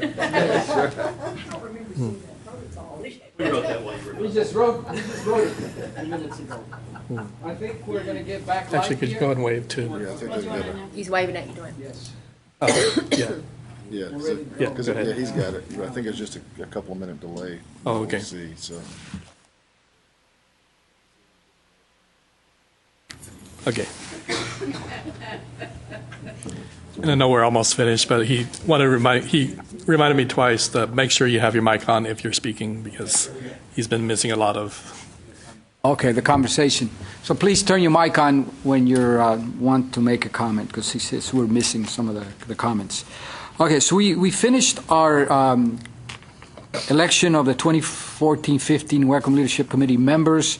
I'll go through the names that were either re-upped or new members, and this will be again in the database that we have now established for the committee. So Robin Garrett, who was the immediate past chair, is filling in member number 1.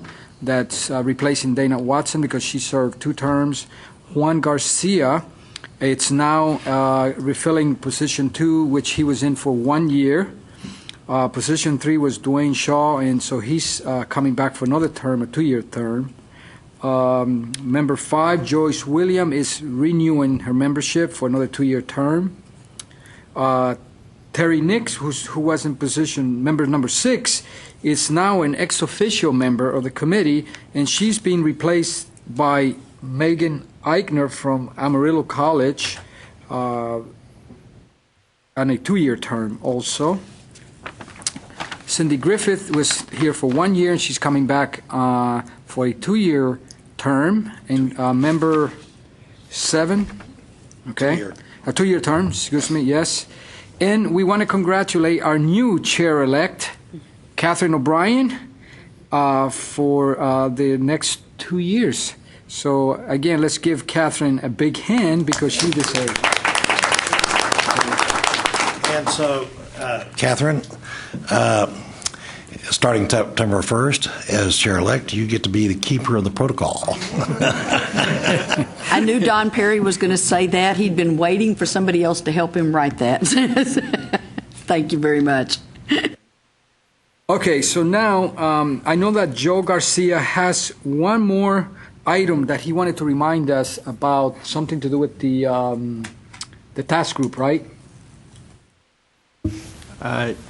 Basically, my comment, because I know the task group is going to go back and review the protocol with regards to the qualifications to be on leadership, but since the qualification limits us to the pool of facilitators, I wanted to ask that task group looks at the qualifications to be a facilitator and maybe put those geographic and ethnic and gender and all those issues at that level so that the qualified pool can start off broad.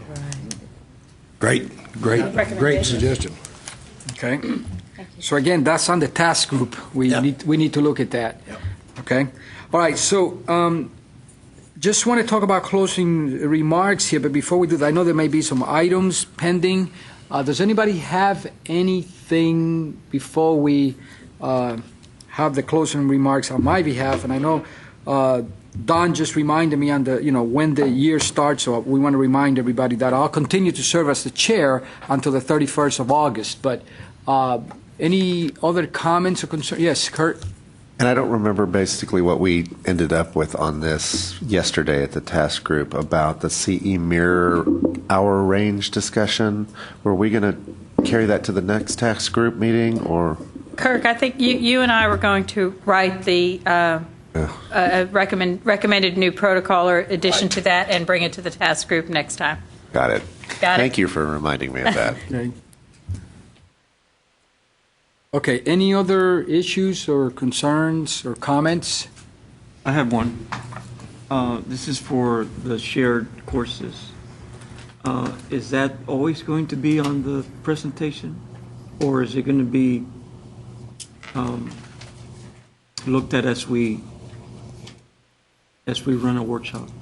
Is that always going to be there? my sense of it is that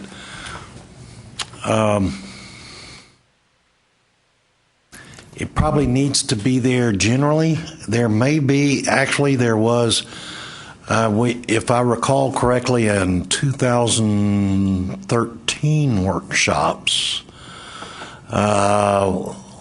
where it was transportation, logistics, some of those programs and zip codes. Those program and courses tend to be rather siloed, whether it's welding or machining or automotive or whatever. And so it's rather infrequent when those programs share courses from other programs. So I think it's a good question, but I think there's probably as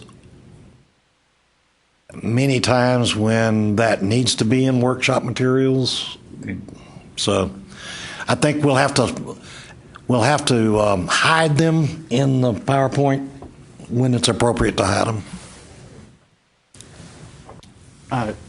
Don, I think one thing that might help with that is making it much more generic.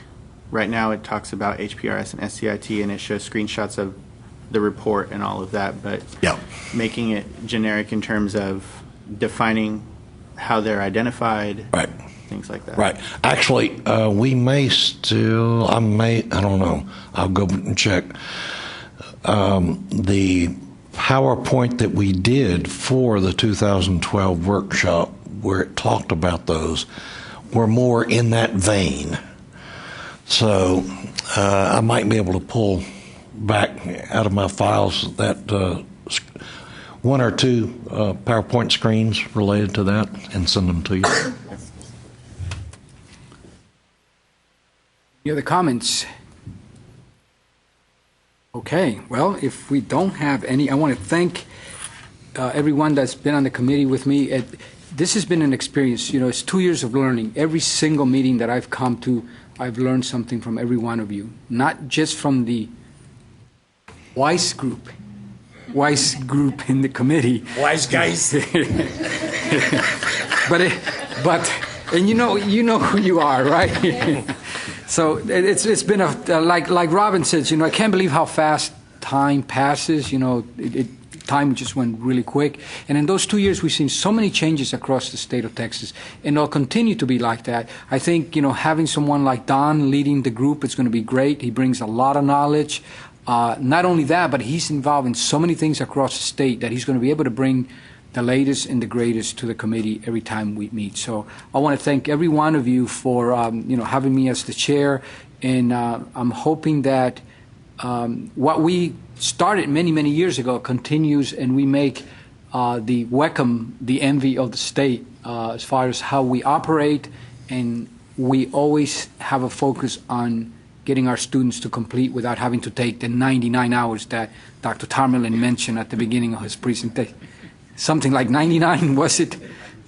Okay, 96.